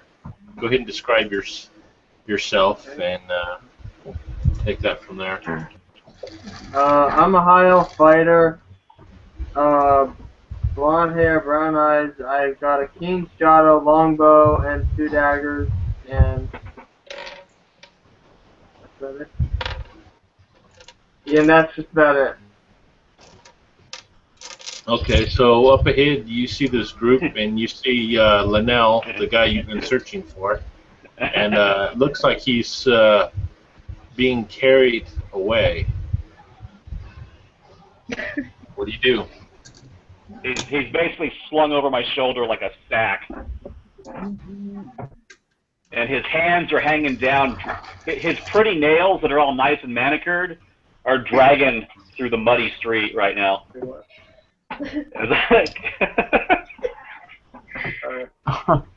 I'll run up there and say, what the hell happened to him? What does it look like happened? He had himself too much to drink again and he passed out. He does this every night. And who takes care of him? Me. I'm his only friend, the only one who doesn't get sick, but doesn't vomit all over him because of his behavior. He's the one vomiting, but for different reasons. Here, I think you should carry him now, too. And I'll just kind of shrug my shoulder and let Jed roll off. Who in the hell are you anyway, coming up here asking me questions like that? I guess no one. Well, no one. Pick up your friend then here. Look at him, he's getting all wet. He's got horse piss all over him now. That's a fine state of affairs for him to be in. Pick him up now, or when he comes to, I'm going to blame it all on you. I'll say, oh, one of your dandy elf friends came to visit you and just left you lying there in the horse piss and whatnot in the street. Can I just drag Jed out by his leg? Wow.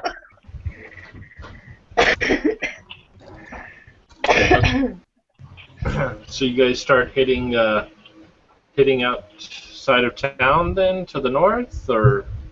Yeah. Keith, did you get my message? Something Uh-oh. just through.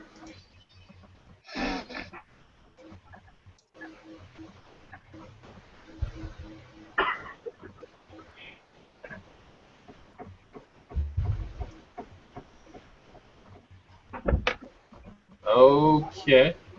I sense horse shit is going to start flying through the air. Alright, go ahead and describe your actions there. Alright, so basically as Nick is so busy with talking to the high elf, I come up behind him and I put my hand on his mouth and I pick him up by his feet and I hold him over my head. And I'm going to look at everybody and say, I think we're all tired of hearing him. I say we just go. And I'm going to start walking. What are you doing with me? I'm just holding you above my head, my hands on your mouth, and and I'm just basically just holding you over my head.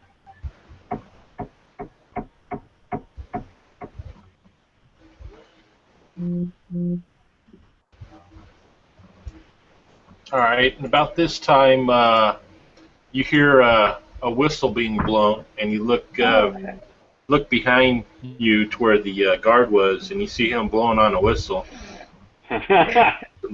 You see some more guards from various streets and avenues starting to converge on your guys' area.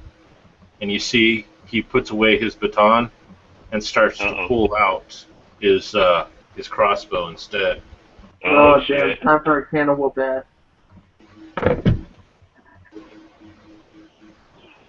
Alright, this time I guess I'll set the dwarf back down. You said I'm back down. Yeah. Just drop them. Huh? So, I'm gonna kind of pat you on the head and say, be a good dwarf now. I'll show you the meaning of a good dwarf as soon as we get out of this town, and the But guards listen. aren't. You need to be at least this tall to be a warrior. So let me and my brother do the fighting. And I'm gonna hold my hands up to my midriff. Keith, do I still see the guards coming up? Yeah, you see them. They're still running from all different directions. The ones that are there looks like they're waiting for all the reinforcements to arrive before they proceed any further. Once we pass the boundaries of the town, I'll give you the spanking your daddy never did. So I'll just start walking.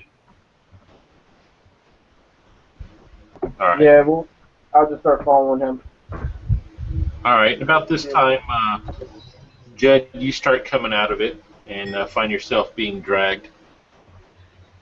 Okay, I'll kick my legs free. Let me go. Let me go. I'll get up and kind of clean myself off. Grab my water skin and wash my hands and stuff.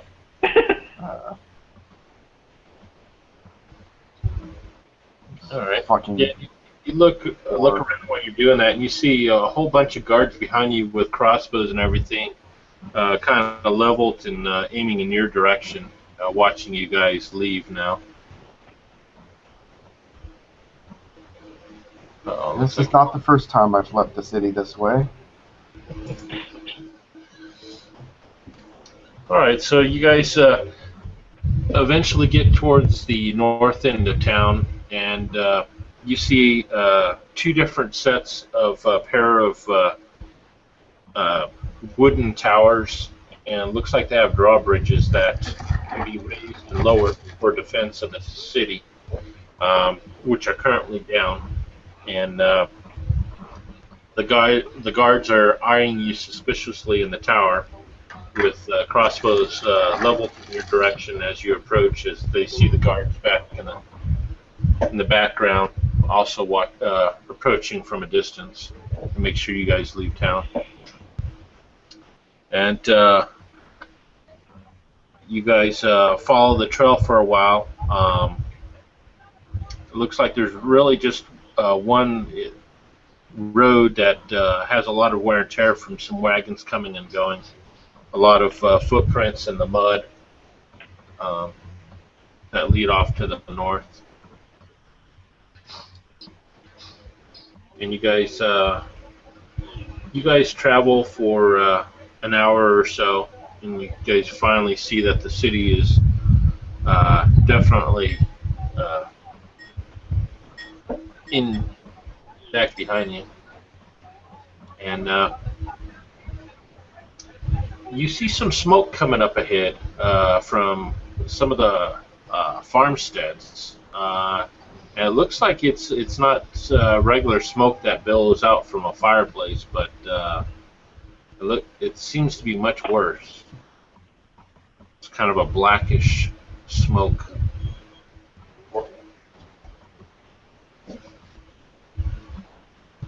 All right, Chieftain I just kind Sons, of go let on up everybody there pass then. me. What, Jed? I let everybody pass me. I'm staying back. I'll go ahead and Go pull on. out my I'll pull out my harp. Let the Chieftain Sons handle this then. Go on up there. Okay. Welcome back. What I missed? So we see smoke up ahead. Yeah, you guys finally Okay. make it down alive, and you travel for about an hour outside of town, and you see some houses and whatnot up ahead that've got some black billowing smoke coming out of them. And you hear in the distance towards, it looks like one of the barns, you hear some sounds like kids screaming.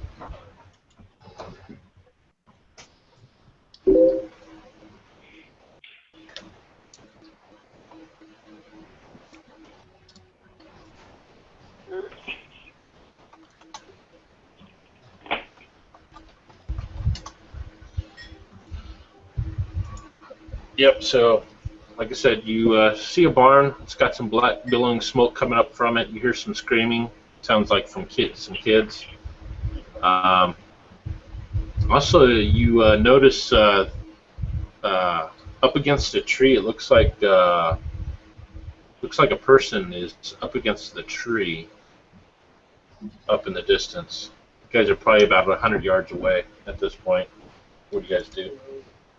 I'm gonna look over to Linnell and I'm gonna say, "Is this how kids have fun out here?"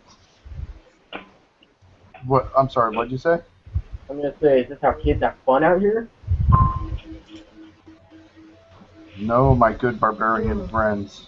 You must rescue these children. The home looks to be afire. Yeah, it's going up there. Going up there and get burned. Alright,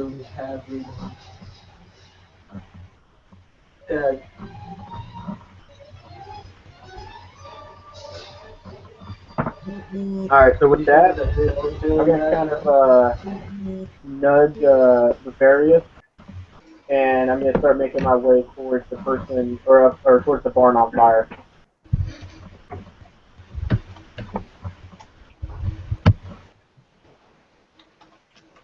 Okay.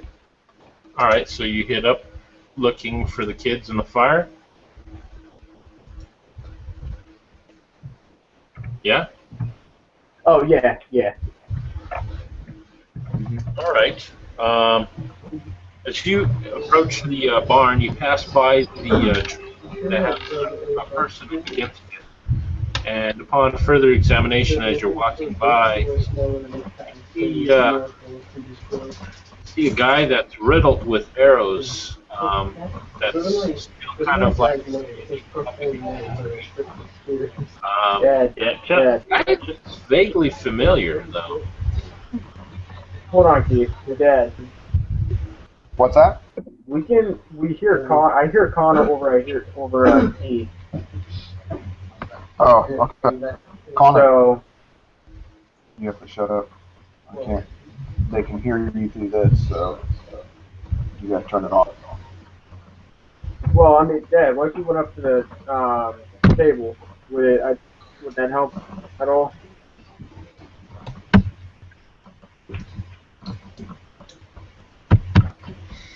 What? I only hear static right now.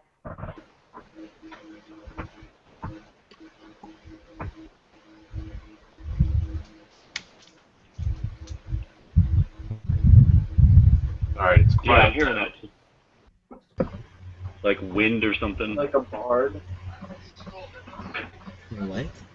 Okay. I don't know where that's coming from. That ain't me. Hey, that weren't me. That weren't me, mate.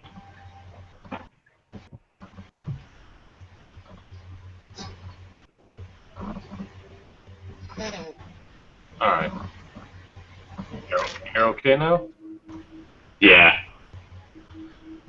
All right. So, Christian, you're approaching the barn, and you pass by the Yeah, tree me and Chris that. are. Yeah. And, okay. And you guys pass by the tree that has a person leaning up against the tree, and looks like they're got their head slumped over, and their chest is riddled with arrows, crude-looking arrows. Not sure if he's quite alive or not. And you look at the face a little further, and it looks familiar. Is Looks it the like chieftain? no. It looks like it's Richard, the ship hand that greeted you when you left the ship a couple days ago. I'm gonna, after I see that Sam, I'm just gonna look at the fairies and I'm gonna say, Ah, he wasn't a great warrior like the chieftain's son. Let's check if he's still alive. Might as well. Okay, so Wait, you're what did you checking say, Chris? if he's alive? Yeah. Check if he's alive. Okay. I'm wanting our backs, Keith. Okay. You check, and he definitely doesn't have a pulse. It looks like he's been dead for a while now. He's still warm to the touch, though. Looks like it wasn't that long ago. You continue hearing screaming, and you hear grunts and whatnot coming from the barn up ahead. It looks like the barn doors are slightly ajar, just barely enough for one person to step through at a time. Christian, Yeah. what do you call it? Are we heading to the barn? Actually, first, what I'm gonna do is I'm gonna pull one of the arrows out and I'm gonna examine it to see if I can distinguish what type of arrow it is. Okay. Go ahead and make me a wisdom check. All right, give me a sec. Yeah, I passed. All right. You look at the arrows. Definitely, they're crude and primitive. How far did you beat it by? I got a 2 out of a 16. Okay. You believe that they are the workmanship of lizard folk. Ah. I'm just gonna kind of toss it on the ground, look at the areas, and I'm gonna start making my way towards the barn. All right, and you start hearing more of the grunts, and you start hearing some cussing. Stand back, heathens! Stay away! Coming from within the barn. And the rest of you guys are still. Okay. So, as you peer into the barn, you see almost a dozen lizard folk that have looks like an old farmer. He's got some gray hair. Looks like he's missing his left ear with a pitchfork, trying to stab off these all these lizard folk. And back in the corner behind some hay bales, you can kind of make out probably his wife. Looks like she's got a butcher knife in her hand, and she's hovering over two young girls that are squat down, hiding in the corner. How young? Alright, give me 1 sec. I need to look at something in the Unearthed Arcana. So give me 1 sec. I need to read up on this surprise thing that barbarians get.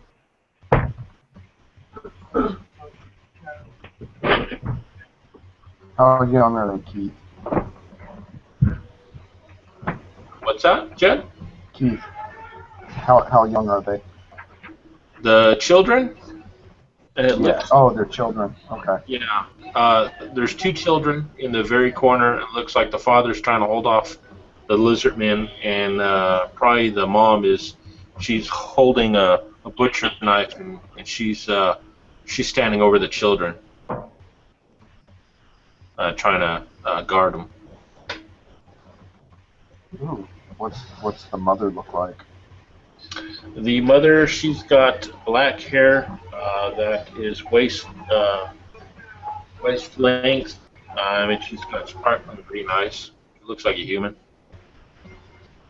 What's her comeliness? 13. Did you ask what her comeliness is? Yeah, I need to Is know that if she's because attractive or determined not. you're just save her? Chad, it's not like you're going to be able to do it.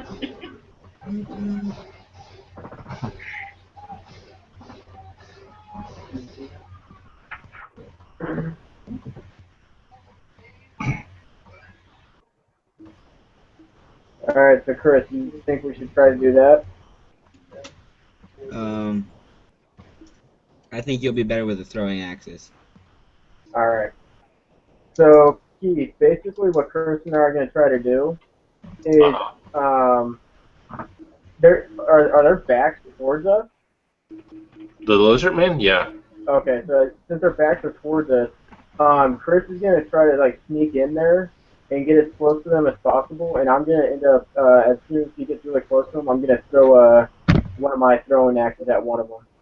All right, Chris, make me a dexterity check, please.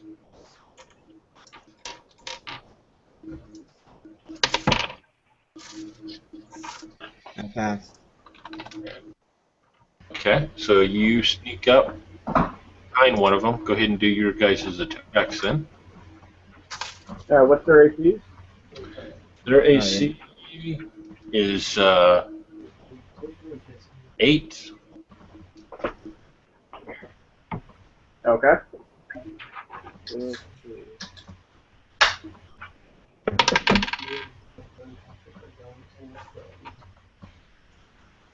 I hit with a 19. And I will also hit. All right, roll your damage, Chris.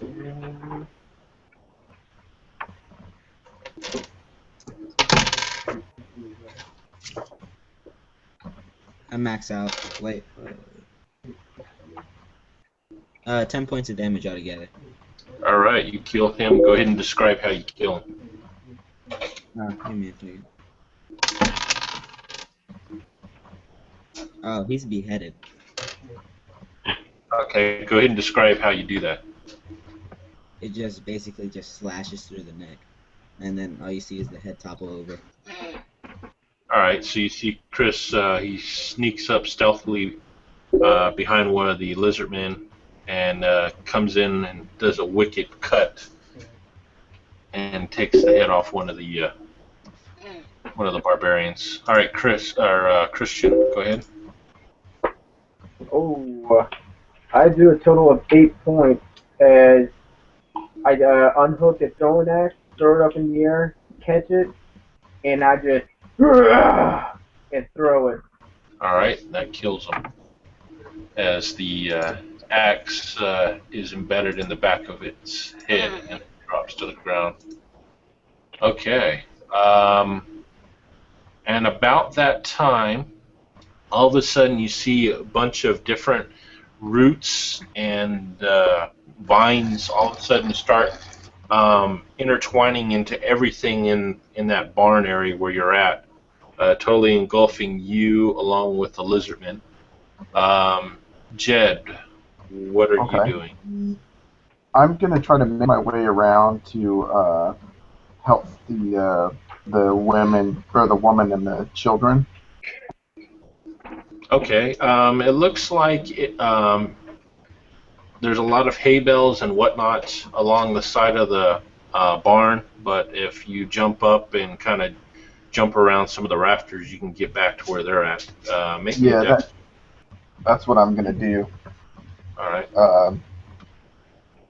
Yeah, no, I can dex, no problem.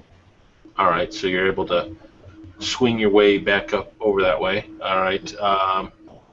Kelda, what are you doing? I'm staying outside of the barn, of the building.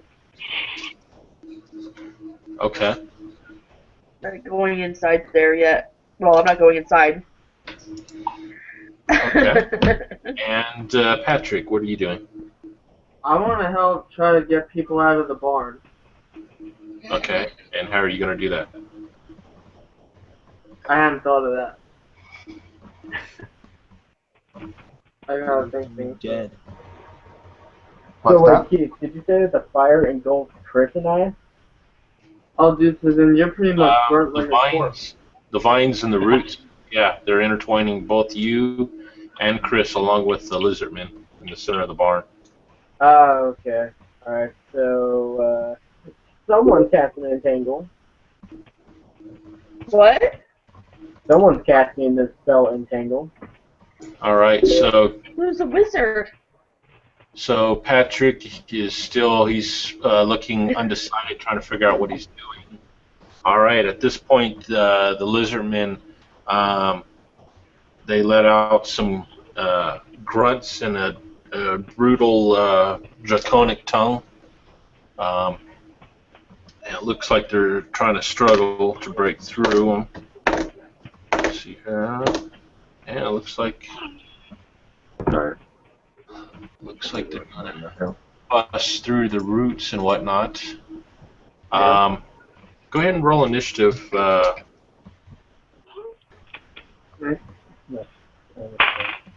gonna try to rush through the doors and try to start hacking at the vines and roots.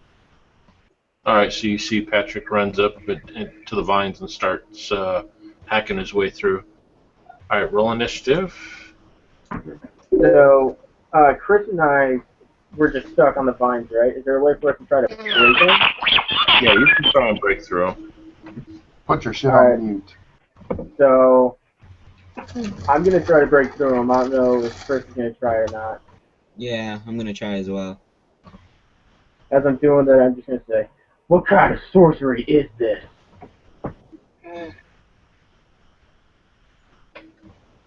True warriors don't need magic.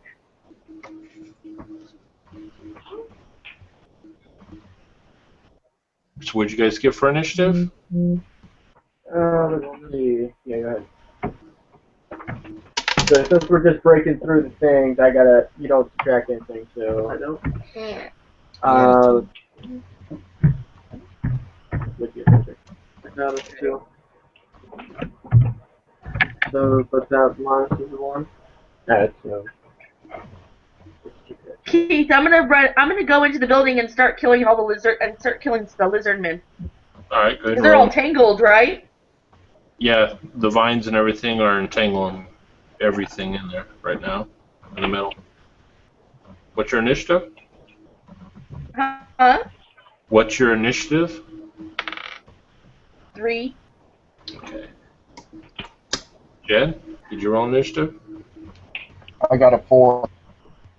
Okay. All right. Looks like everyone except for Jed beat the lizard man. Put it in. All right. So, Chris, go ahead and go. Go ahead and what? Sorry about that. It's your turn. No. What are you doing? Trying to hack through the Yeah, vine? just hack it. All right, make a strength check.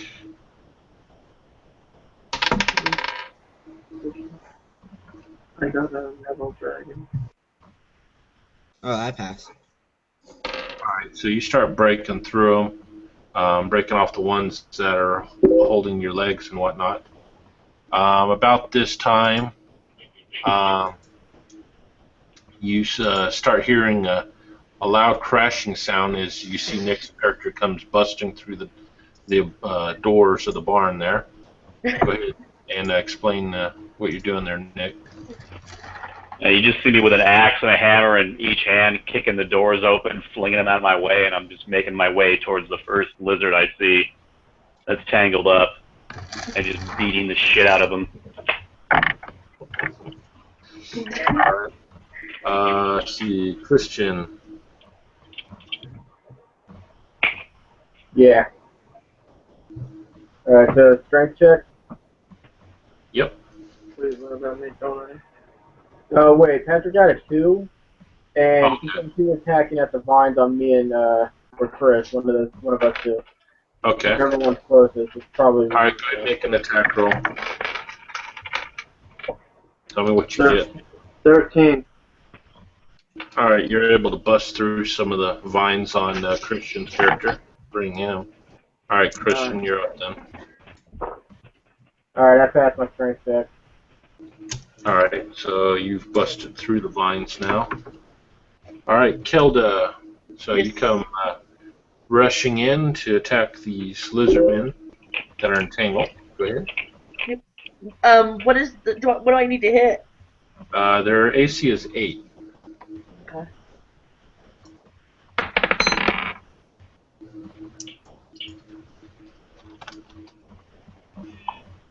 Yeah, I hit with 5 points of damage. All right. Into one of the lizardmen that are entwined. Okay. Nick, go ahead and roll your attack rolls. Forgot about those. A 15 with my axe and a 14 with my hammer. Okay. Let's see. So he takes a total of 11 points of damage. All right, you kill that one. Go ahead and explain how you kill that one. Just come in. Rah! Oh, wait, yes, I'm still here. Go away. There we go. Jack! Come in and just fucking, I nail it on one side of the head with my hammer, and then I nail it on the other side of the head with my axe, and then I spit on it. And then I'm turning around, breathing heavily, looking for the next target. All right. Their turns, and you see they're all busting loose from the vines currently. See the farmer on the other side, he's kind of looking wide-eyed, but he starts smiling as you guys are attacking the lizard man. And he pokes at one of the lizard men with his pitchfork, doing a glancing blow for points of damage. All right, Jed. So now you're in the back. The mom, she's got the butcher knife, and she kind of glances at you, and then she looks back over at the lizard man. She's like, "Help us get out of here, please. I don't know what they want." Never fear, madam.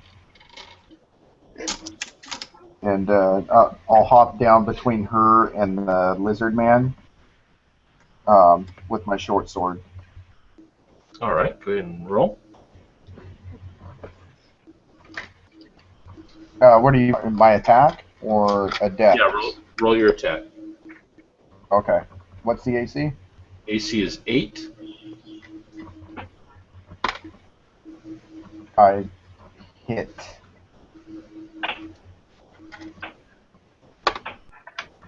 And I do 4 points of damage. Woohoo! All right, 4 points as you drop down and your sword plunges deep into its one of its thighs. Okay, we'll come back around. Chris, you're up. Looks like there's still half of the. Or actually, there's still five lizard men up. Alright. Initiative or what's it called? Go ahead and roll attack. I'm just going to keep the same initiative through the combat. Alright.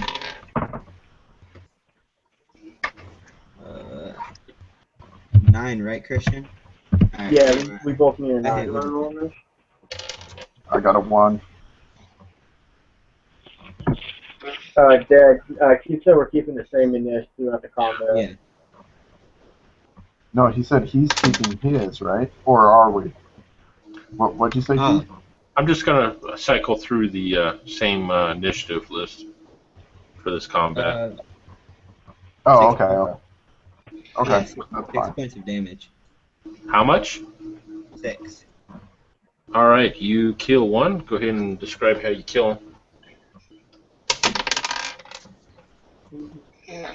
I just sort of like chop his legs off. They just fly off of his body. Yeah. Okay. All right. Next up is Nick. Let's see.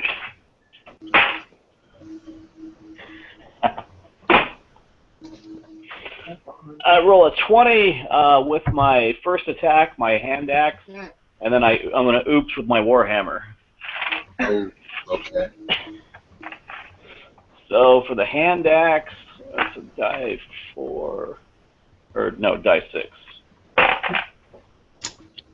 So I do 6 points of damage with my my hand axe, and with my warhammer, I rolled a 6 for the oops. Let me find the oops chart.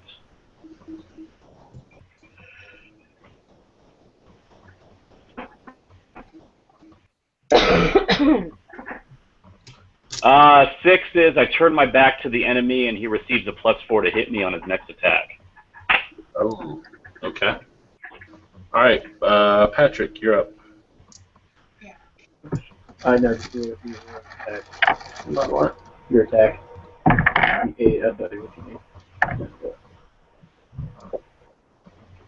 Alright, so you're gonna hit, so. Yeah. What are you gonna say?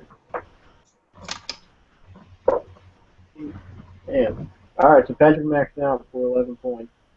All right, you kill the lizard man that you're on. Go ahead and describe how you kill him. Basically gonna do a spin around, swing with my king's shot and pretty much will hack his head off. Yeah, basically hack his head off. Okay. All right. Christian, you're up. Alright. Alright, so I'm gonna hit, and with my.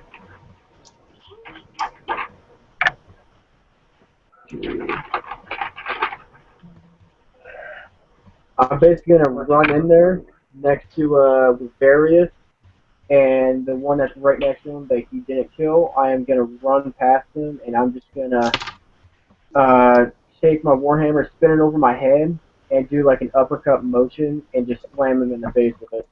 And I do 11 points of damage to him. So you kill him. Go ahead and describe that kill blow. So as I run up to him, I spin my warhammer over my head, and I bring it down, and then I bring it back up right under his face. Okay. Kelda, you're up. Good.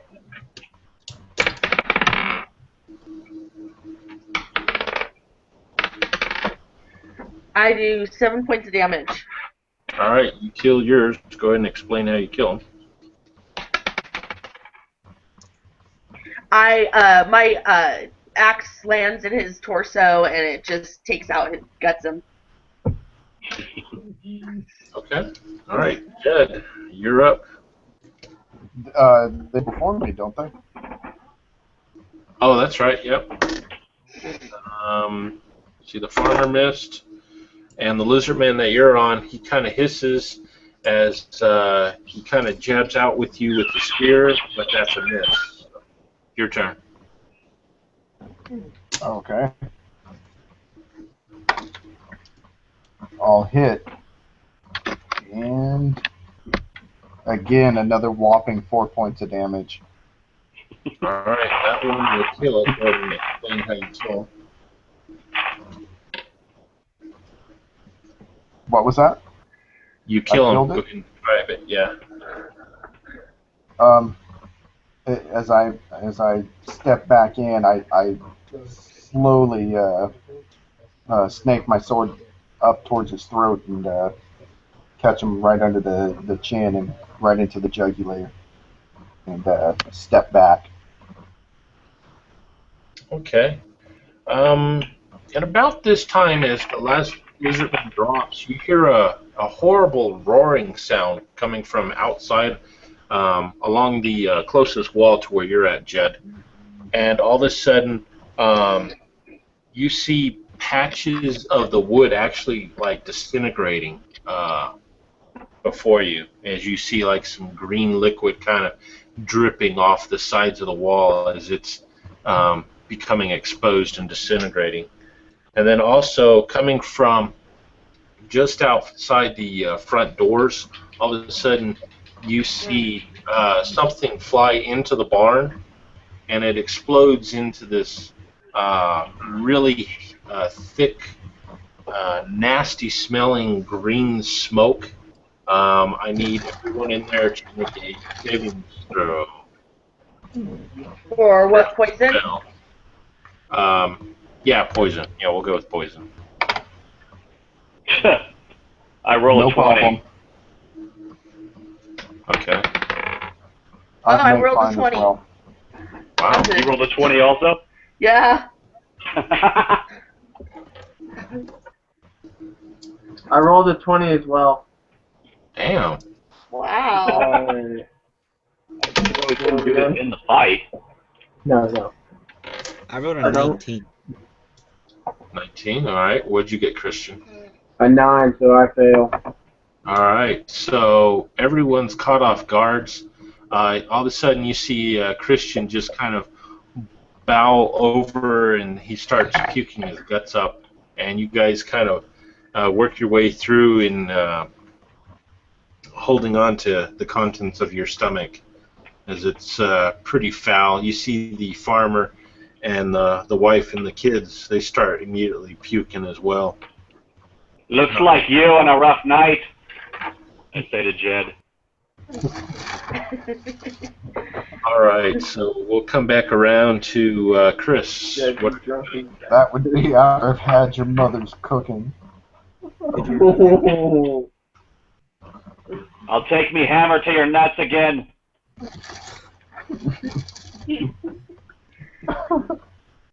Chris, what are you doing?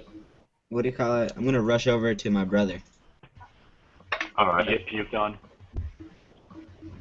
Okay, so you rush over to him. All right. Nick, what are you doing? Are the kids and the parents getting out, or are they just like doubled over puking?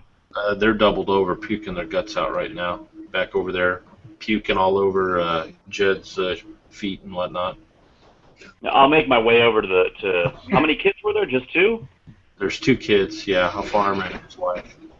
I'll grab the kids and carry them out if I can get both of them. All right. And I'll grab the mother and carry her out.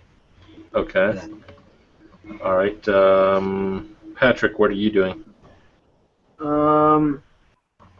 I guess I'm gonna try to help Christian pick up his gut. All right, so you like what, holding back his hair from getting in his face, or what? Aww. All right. And I'm gonna look at him in stupidity. Okay. So you're doing that. Kelda, what are you doing? Actually, since everyone's taken care of, I'm gonna stumble out the building. Okay. You stumble outside of the building. You look out towards where that tree is, where that guy was pincushioned to the tree, and you see another lizard man. This one's got some type of skull-like helmet, and he's holding an old gnarled, looks like branch or something, probably using it as a staff, and he's pointing at you, and he's mumbling, and he's slowly winding a circle at you. Oh, lovely. Yeah, he's probably a round away from you at this point. A round away? Yeah. So I can run back in? Yeah, you can either run back in or you can try and rush him. I'm gonna try and rush him. All right, so you're gonna rush him. You'll be on him next round then. Okay. All right.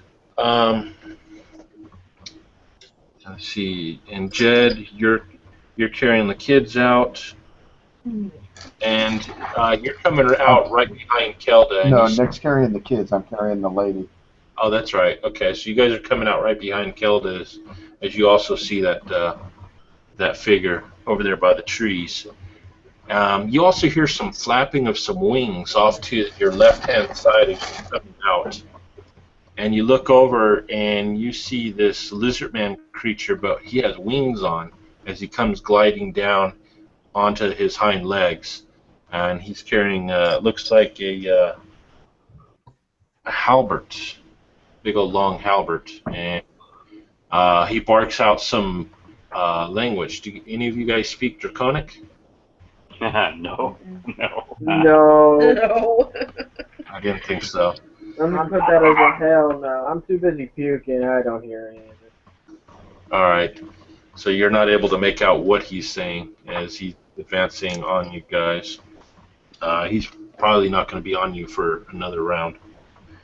All right. At this point, we'll go ahead and do a new round of initiative. So Keith, am I still puking, or how long will it take for me to get back up? It will last for 2 rounds, so you got 1 more round of puking. All right, sounds good. All right, Kelda's got a 0. Nick's got a 0.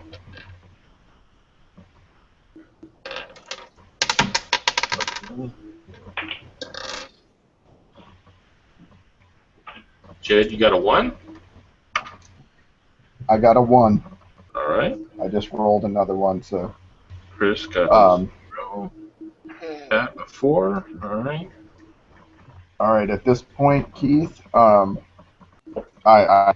kind of put the lady behind me and the kids as well, and I'll pull out my harp, and I'm going to start playing so these guys can get their bonuses. You sentimental son of a gun. Okay. So, and I'm going with the song "The Dwarf and His Horse." Okay. All right. Oh my god. I'll get to you here in a minute on that one. All right, Chris. This song is so soft. So you're still in the barn next to Christian. What are you doing at this point? I'm gonna pick him up, even if it's disgusting. Put him over my shoulder and run out of that. Okay. All right. Go ahead and make a strength check. 20. 20. All right. Damn. You go to lift him up, and you accidentally slip in his pool of vomit, and you both tumble in it. All right. Nick, you're up. Let's see. So I get outside. I see the guy chanting. Is he about a round away from me then? Yeah, he's about a round away from you, and then you have the other winged-looking lizard man that's approaching you with a halberd. Oh, okay. I'll go after him. I'll put the children down. Let them hide behind Jed for all the good that'll do them. Okay. And yeah, I'll take on that guy. All right, he's close enough where you can actually run up and attack him this time. So, Alrighty. Oh, what's his AC? 2. 2, alrighty. I am going to hit with my hand axe with a 16. I'm going to miss with my warhammer with a 2. Okay. Yeah, 5 definitely isn't going to hit. Yeah. I think that she attacked. And I do minimum damage as well. I do a whopping 4 points of damage. Okay. All right. Kilda, you're up. Okay. What was the AC? Oh shit! I got 20. Doesn't matter. The dragon warrior with the halberd that is approaching you, his AC is 2. If you're going after him. No, I was going after the wizard. That's right. His Yeah, AC, remember I was heading. I was. that's right. His AC is 6. 6. I got a 20, so I hit. Trying to find the. I got a 6 followed by a 16. What is that? I thought I had it written down here. Oh, here it is. Oh, what'd you get, Kelda? 16 is triple damage. Oh. So. 27 points of damage. Wow, you kill him. Yeah. Go ahead and describe it. Let's see what. Oh, dude, I come running up and I hit him in the fucking head and just knock his goddamn head off. Wow. So his head goes flying, and you see his corpse like in slow motion. His finger is still spiraling as his head is lopped off, and he tumbles to the ground dead. All right. Jed, go ahead with your song. The dog and the horse. Is that what you mean? Yeah, I I actually breaks teeth.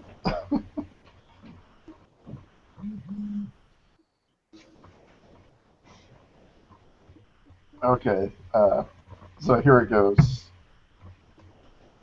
Let me see here. Let's see if I can get this going right here. Can you hear that? Here. Yeah. Okay. What the fuck are you doing? The lyrics are as Brian? follows. The dwarf and his horse, of course. He could not ride atop, so he rode below. With a What? whiff of piss and shit to boot, he made good time and was never left behind. For a tug on a nut, the stud would run until the sun was no more. As it continues on. What? Wow. I say All right. again, what the hell? Do you make those up? Yeah. Oh, cool. That was the best song I've ever heard. Would you have a guitar there? Yeah, I got the Connor's old man. Right. All right. So those of you within 10 feet of, is it 10 feet? 20 feet now. All right. Yeah, So the second level now, so it's 20 feet. okay. So those of you within 20 feet of Jed now are inspired and get a +1 to attack. So that would actually cover you, Nick.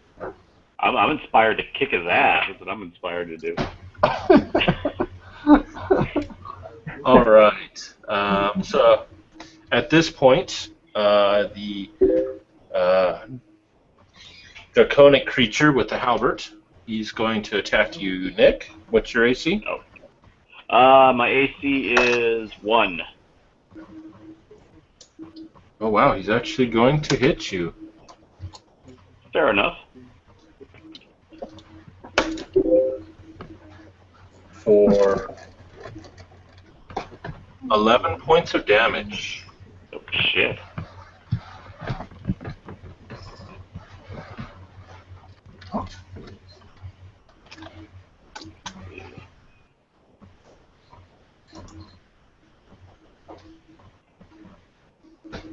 Okay.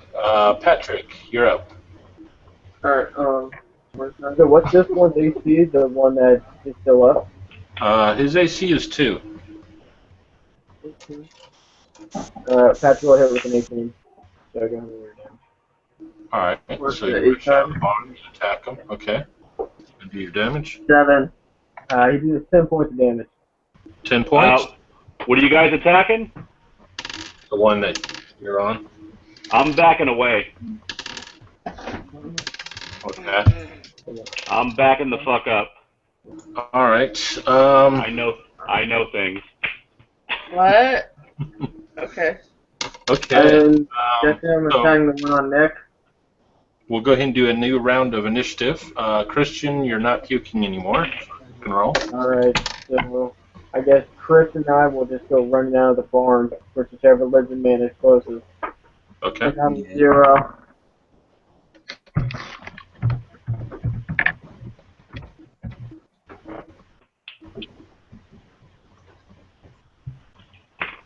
All right.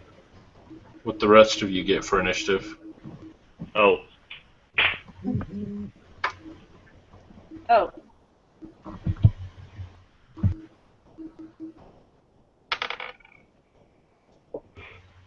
Five.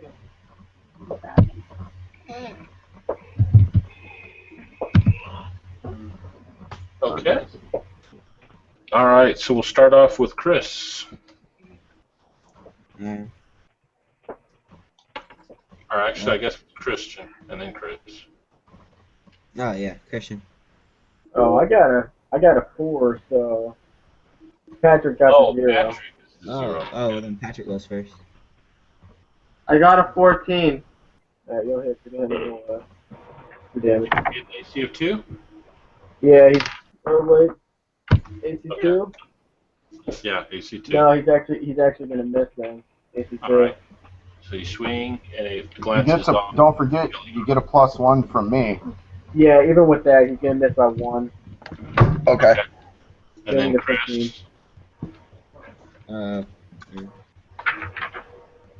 Wait, my bad. Is it attack, or are we still in the barn, according to Christian? No, we're attacking. You guys had just ran out to the barn, and you see that draconic creature right there. So, alright, so you run up and attack it. I miss even with the +1. Alright, so you run up, you miss. Okay, and then, so it looks like Nick, you're next. you're backing up. I'm like, oh, I'll leave it in your hands, boys. Go to town. Have fun.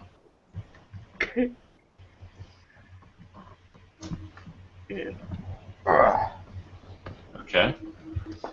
All right. I So do. Nick backs up out of there. Ed, you're up next. I'm continuing to play, Okay. and I'm Christian. getting louder with it too. All right. Christian, you're up. I will definitely miss. All right. You miss. All right. That brings it to Kelda. Oh, I'm not attacking this thing. I already did my part. I'm following my comrade. Since he's not attacking, I'm not attacking. All right. So it's its turn then. As it sees you back off, and it mutters something in Draconic, as you see a kind of a wicked-looking smile creep across its face. Lovely. And instead, it turns its attention upon Patrick, the half-elf. I knew it. What's your AC? AC the 6. Oh yeah, he hit. God damn it. Oh crap. He hits you for 18 points of damage. Oh, Patrick's down. I'm down. What are you, Alright. negative, like, 9? He's at negative 6. Alright, so, God damn it. so you see him, see Patrick take a blow to his chest from this halberd as it strikes him. You see blood and guts, and you hear some cracking of bones as you see Patrick's form fly back a few feet and drop limply to the ground. Oh, I'm definitely backing up and hiding. You're not going to help me? Screw that. I'll get you. No. I got you. I'm not going to help you. All right. Patrick, Patrick, I'll get you. New initiative. I'm still backing up. Keith, Yep.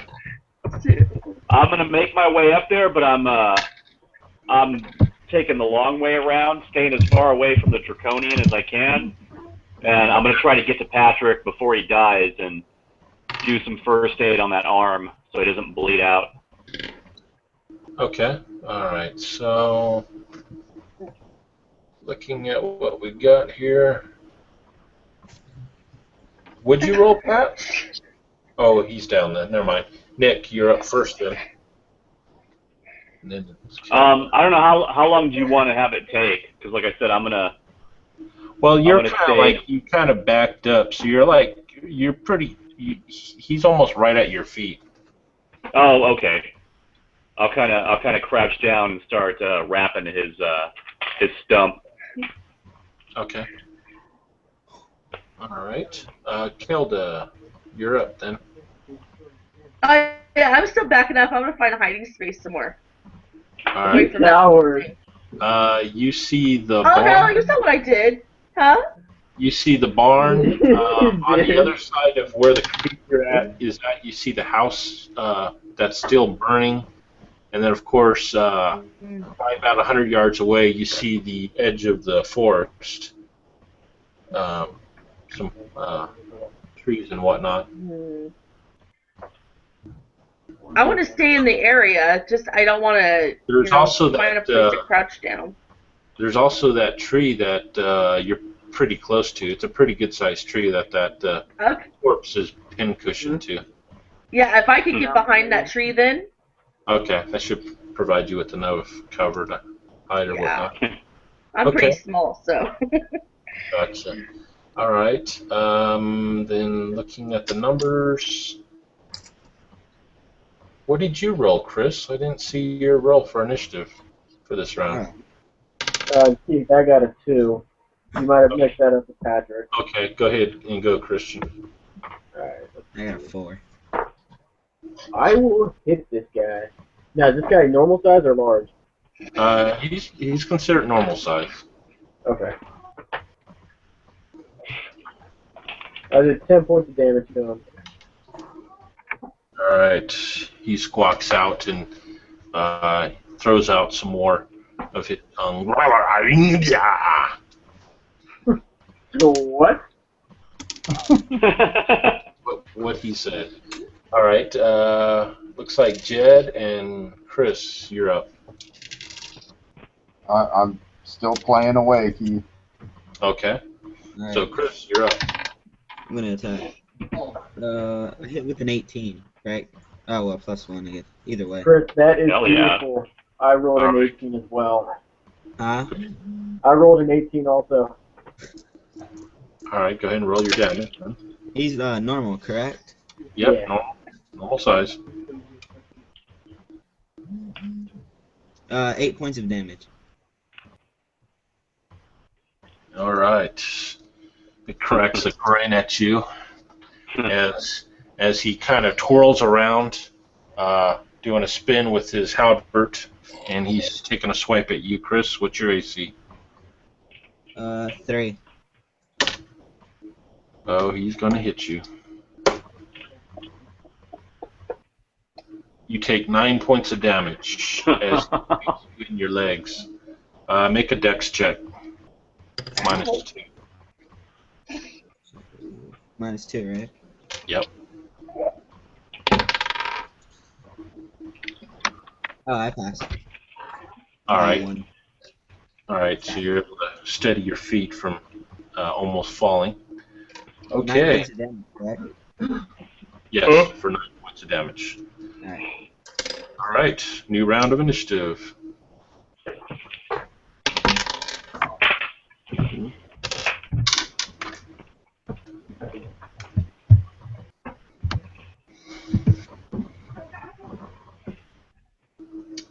Is it?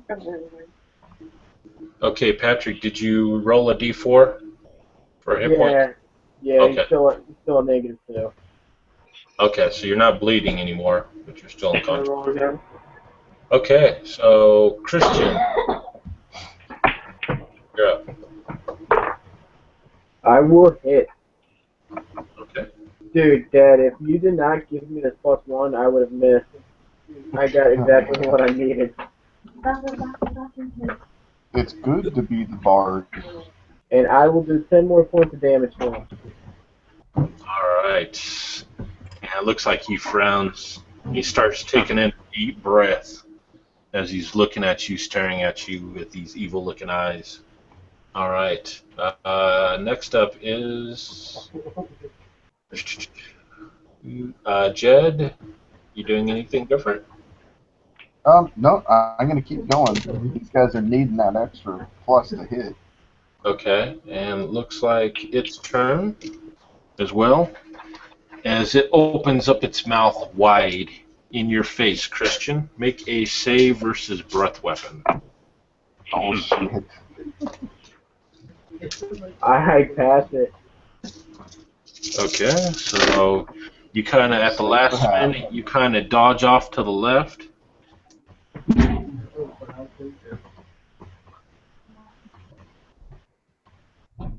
What came out of its mouth? You see this. Fire?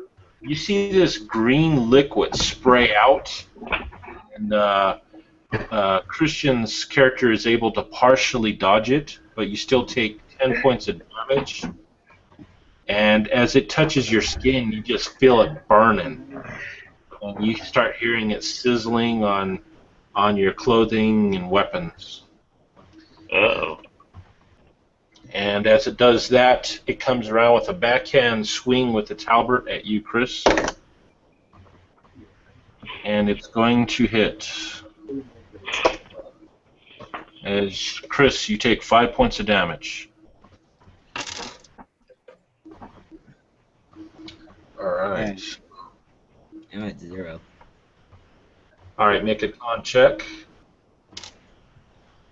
Yeah. I'm dragging Patrick back out of there. Oh my god. Barely. Alright, so you start sinking down to your knees, and then all of a sudden a surge of adrenaline comes over you, and you're like, fuck no, I'm not going down yet. Not yet. All right. So next up, it looks like Chris. Might as well. With my dying breath. 20! Oh yeah. You hit? Yeah, I hit with the 20. Oh, sweet. 15! Wait. Yeah. Yeah, 15. I thought it was 16 for a second there.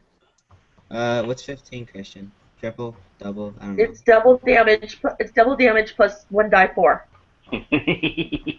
So basically, Chris, you roll your damage with your normal thing, roll force out or add that to it, and then multiply by 2.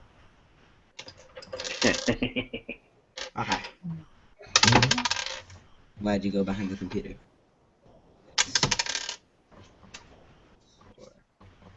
20 points of damage. All right. You hit it pretty heavily with your weapons. It staggers back a couple feet, and you hear some cracking of some bones, and you see some blood squirting out of some wounds, but it looks like it's still holding its weight up. All right. Next up is looks like Nick. Yeah, I'm going to drag Patrick over to where Jed's at. Okay. Where the drunken idiot is. All right. So you're dragging him over there. Kelda, are you doing anything else besides hiding behind the tree? No, hiding behind the tree. Okay. I don't have enough hit points to be fucking go crazy and shit. Shoot right. an arrow. Go ahead and roll a new round of initiative. Come on. Christian. Dude, we got the same thing. Okay, Christian, go ahead. Alright, I'm gonna miss this round. Okay, Chris. 18, so I hit. All right. Only 5 points of damage. God. All right. Chris, what's your bonuses? Plus 3, plus 5. You're adding +5 to your damage, right? Oh, no. I thought I was just adding plus 3. No, the +3 is only to your hit, and then the second one is to your damage. So you're supposed to add 5 to your damage. Well, then it's, 10 Then points you're of damage. screwed. Yeah. So 10 points altogether? Yeah. Okay. All right, so next up is Nick. Sorry, yourself size. Okay, I'm gonna chuck my hand axe at this thing. Okay. I'm back there where I'm at by Jed. 16 plus 3 plus 1 from Jed, right? So 20 altogether. I think that will probably hit. And it's a die 6. I do minimum damage. I do 4 points of damage to it. Okay. All right. It receives your hand axe blow. It kind of staggers back a foot or two.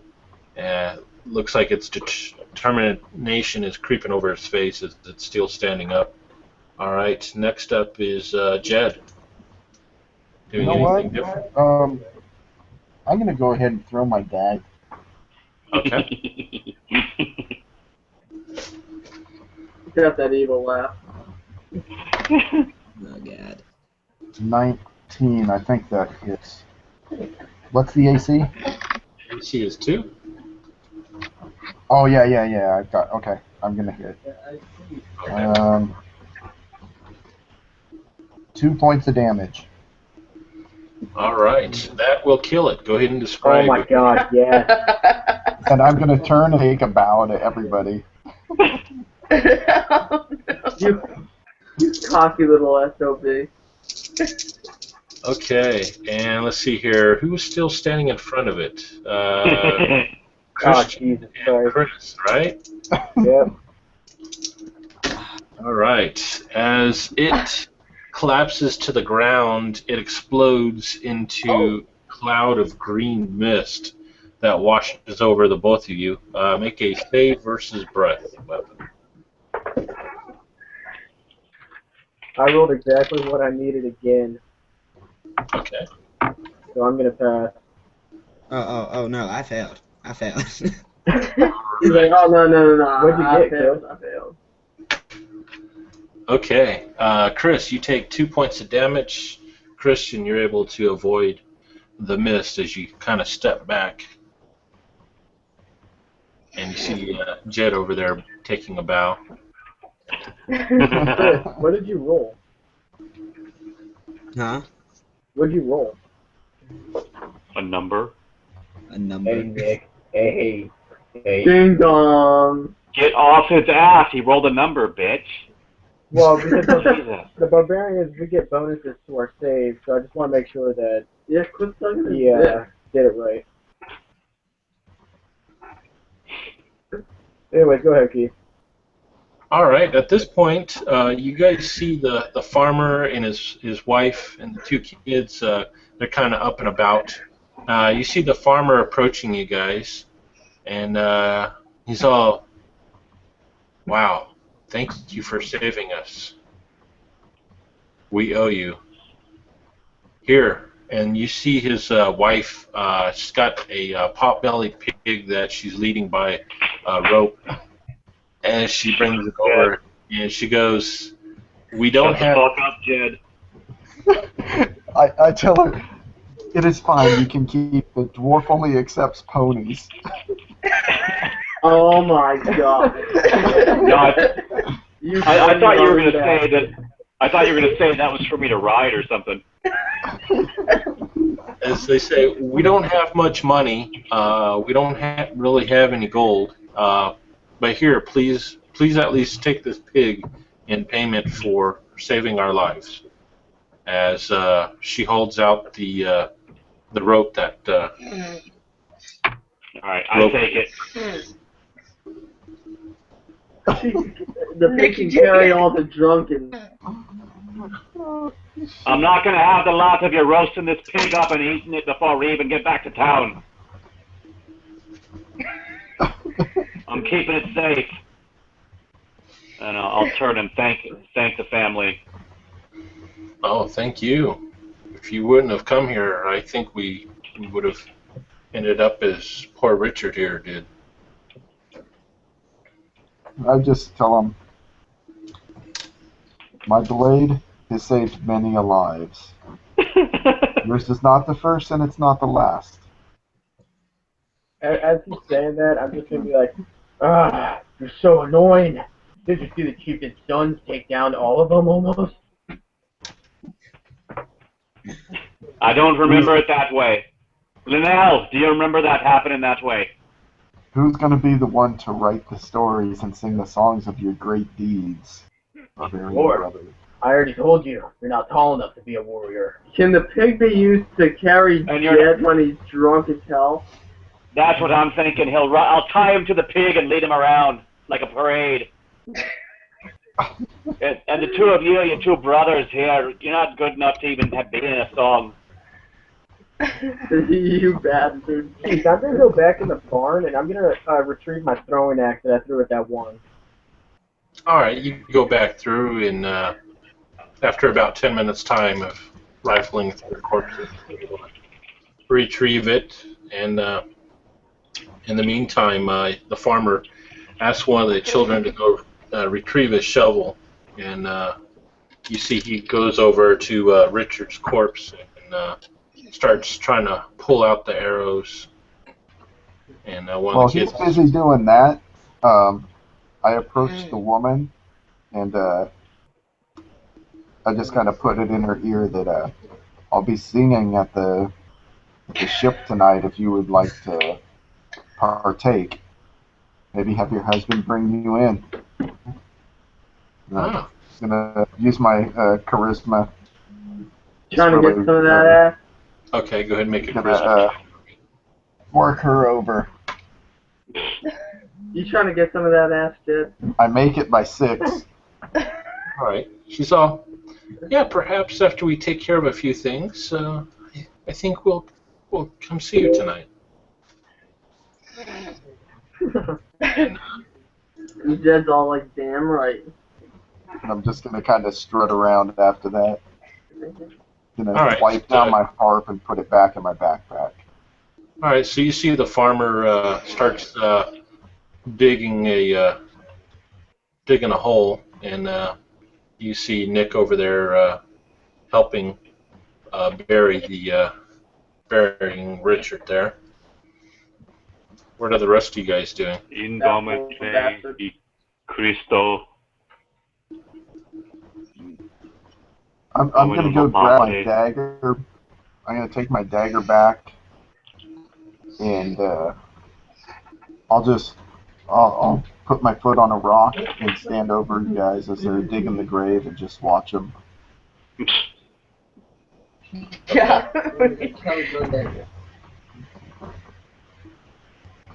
All right. No need to participate.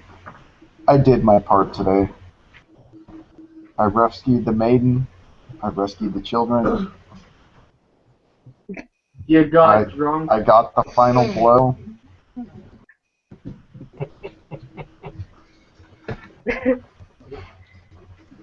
It's a win-win Yeah, you sure situation for me. Yeah, you sure got the final blow, didn't you? I will if things play out. Oh my God, you sick bastard.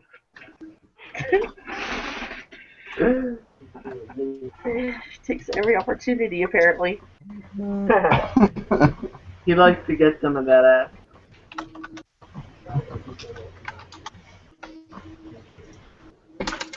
Okay. All right. So at this point, I guess you guys head back into town. Yeah. Yeah. Say we can. I've got a gig tonight, so. Alrighty. So I think we'll stop it there, and we'll pick back up at the tavern next week.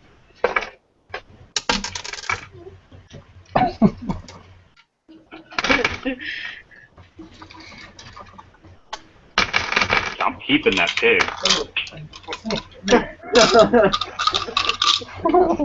You'll need something to sleep with. Oh. Right, I'll not be letting you near its backside. Yeah, look.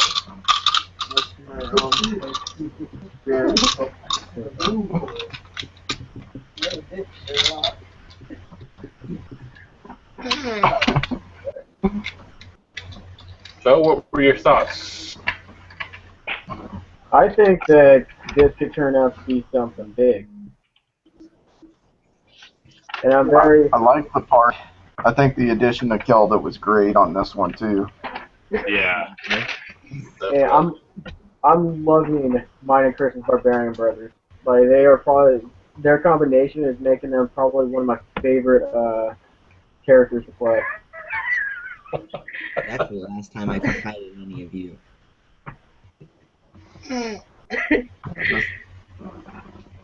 Gotcha. This is getting fun. Yeah. That it is. I like writing my little songs. It's great. They're just gonna get worse and worse as we go. The more the shit starts between Nick and I, the more I'm gonna have to come up with on dwarves. Cool. All right. For experience points, I guess we'll give yourselves another 2,000 experience points. Mhm. Some pretty good role playing as well as that combat. So do I level up at all? Yeah. 5 and...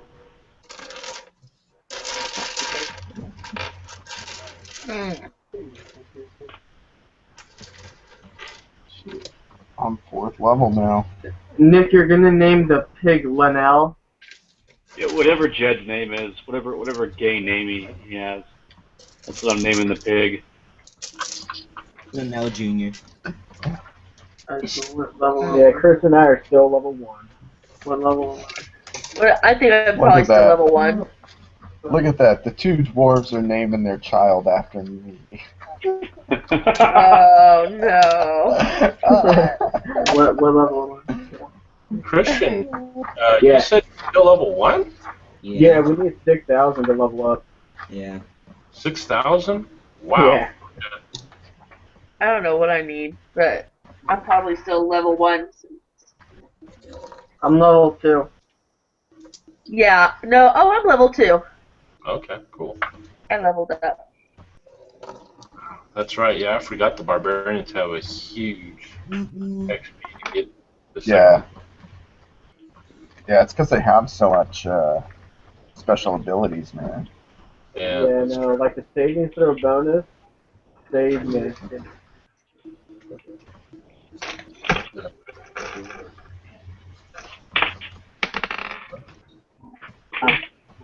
Oh, Max. So then, I guess for next week. Oh, that's right. You said we're gonna find out what Matt's doing, and then go from there. Yeah. I know that I'm gonna be going down to Delaware, so I don't think that Chris and I are gonna be able to play because we're gonna be busy Saturday night. Okay. Well, I can do a different one next week if you guys would like. Since mine's ended, I can go ahead and do something else if you guys want to do another one shot. Sure. Okay. I'm in for it. So then it might just be me, you, Kelda, and Nick. That's what it sounds like. And John, right? Is it nothing? Oh, John will probably be there. John was Oh saying no, he might not. Oh, he might not, because he might have Yeah. something to do. I'll do that. No. Oh, What shit. about you, Chris? Okay. You gonna be next week? Down Christian will to. be down there. Yeah, I'm supposed to be going down to Delaware to see him and all my other friends down in Delaware. And Saturday night we're gonna be kind of I don't know what we're doing, but we're probably gonna be busy, just hanging out and stuff. Oh, okay. Yeah, but the following Saturday we can definitely play again. Okay. Cool. Well, I'm up for anything, so Yeah. gonna just a few of us next week. Yeah, Keith, I'm really enjoying when you DM. It's really fun. Oh, thank I mean, the one thing is that after like years of playing and everything, I was always wanting to play with my dad, and my dad and I were always the ones DMing down in Delaware. And then I was always wanting to play with all of you guys because of all the stories that he was telling me. And now that it's happening, it's like it's really freaking fun. And now that I've got Chris in here to like team up like my dad and Nick did, it's gotten a lot more fun for me. So Yeah. That's cool. Right on. Yeah, this has been a blast, man.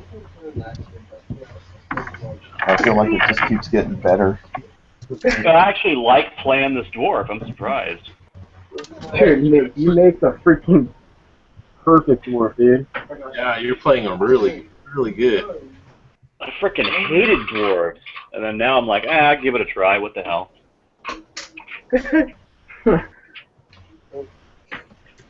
Cool. Yeah, that was pretty cool. Yeah.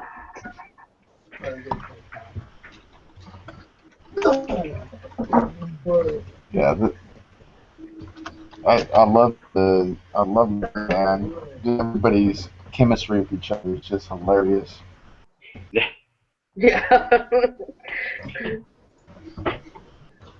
It's funny, man. Yeah. I was starting to wonder if I was going to get you outside of town. I know. I was thinking, oh my gosh, they're going to kill each other in the streets. Oh,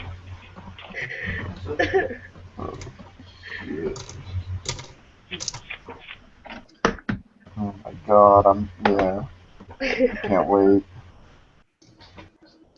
And you It's a guys are beautiful moment so your to characters happen. are friends, Jed? Yeah. The dwarf? Yeah. Okay. Yeah, I'm a half elf that's I'm a bard. I'm just looking for people to team up with so I could share my stories and sing my songs, and I get free room and board for it. It's kind of the goal. I get chased out of towns by women's husbands and things like that. Oh, of course, since you're hitting on all the. We save people. What do you do? Right? Yeah, yeah, but Nick is the one that bails me out of trouble. And all this would just like we didn't even plan it. It just kind of came out of while we were playing last weekend. Okay. Nick mentioned something about having to get out of town because of the sheriff's wife or something. So, so we just factored that in and just kept going with it, just playing off of each other. It's pretty funny. Yeah. Oh boy.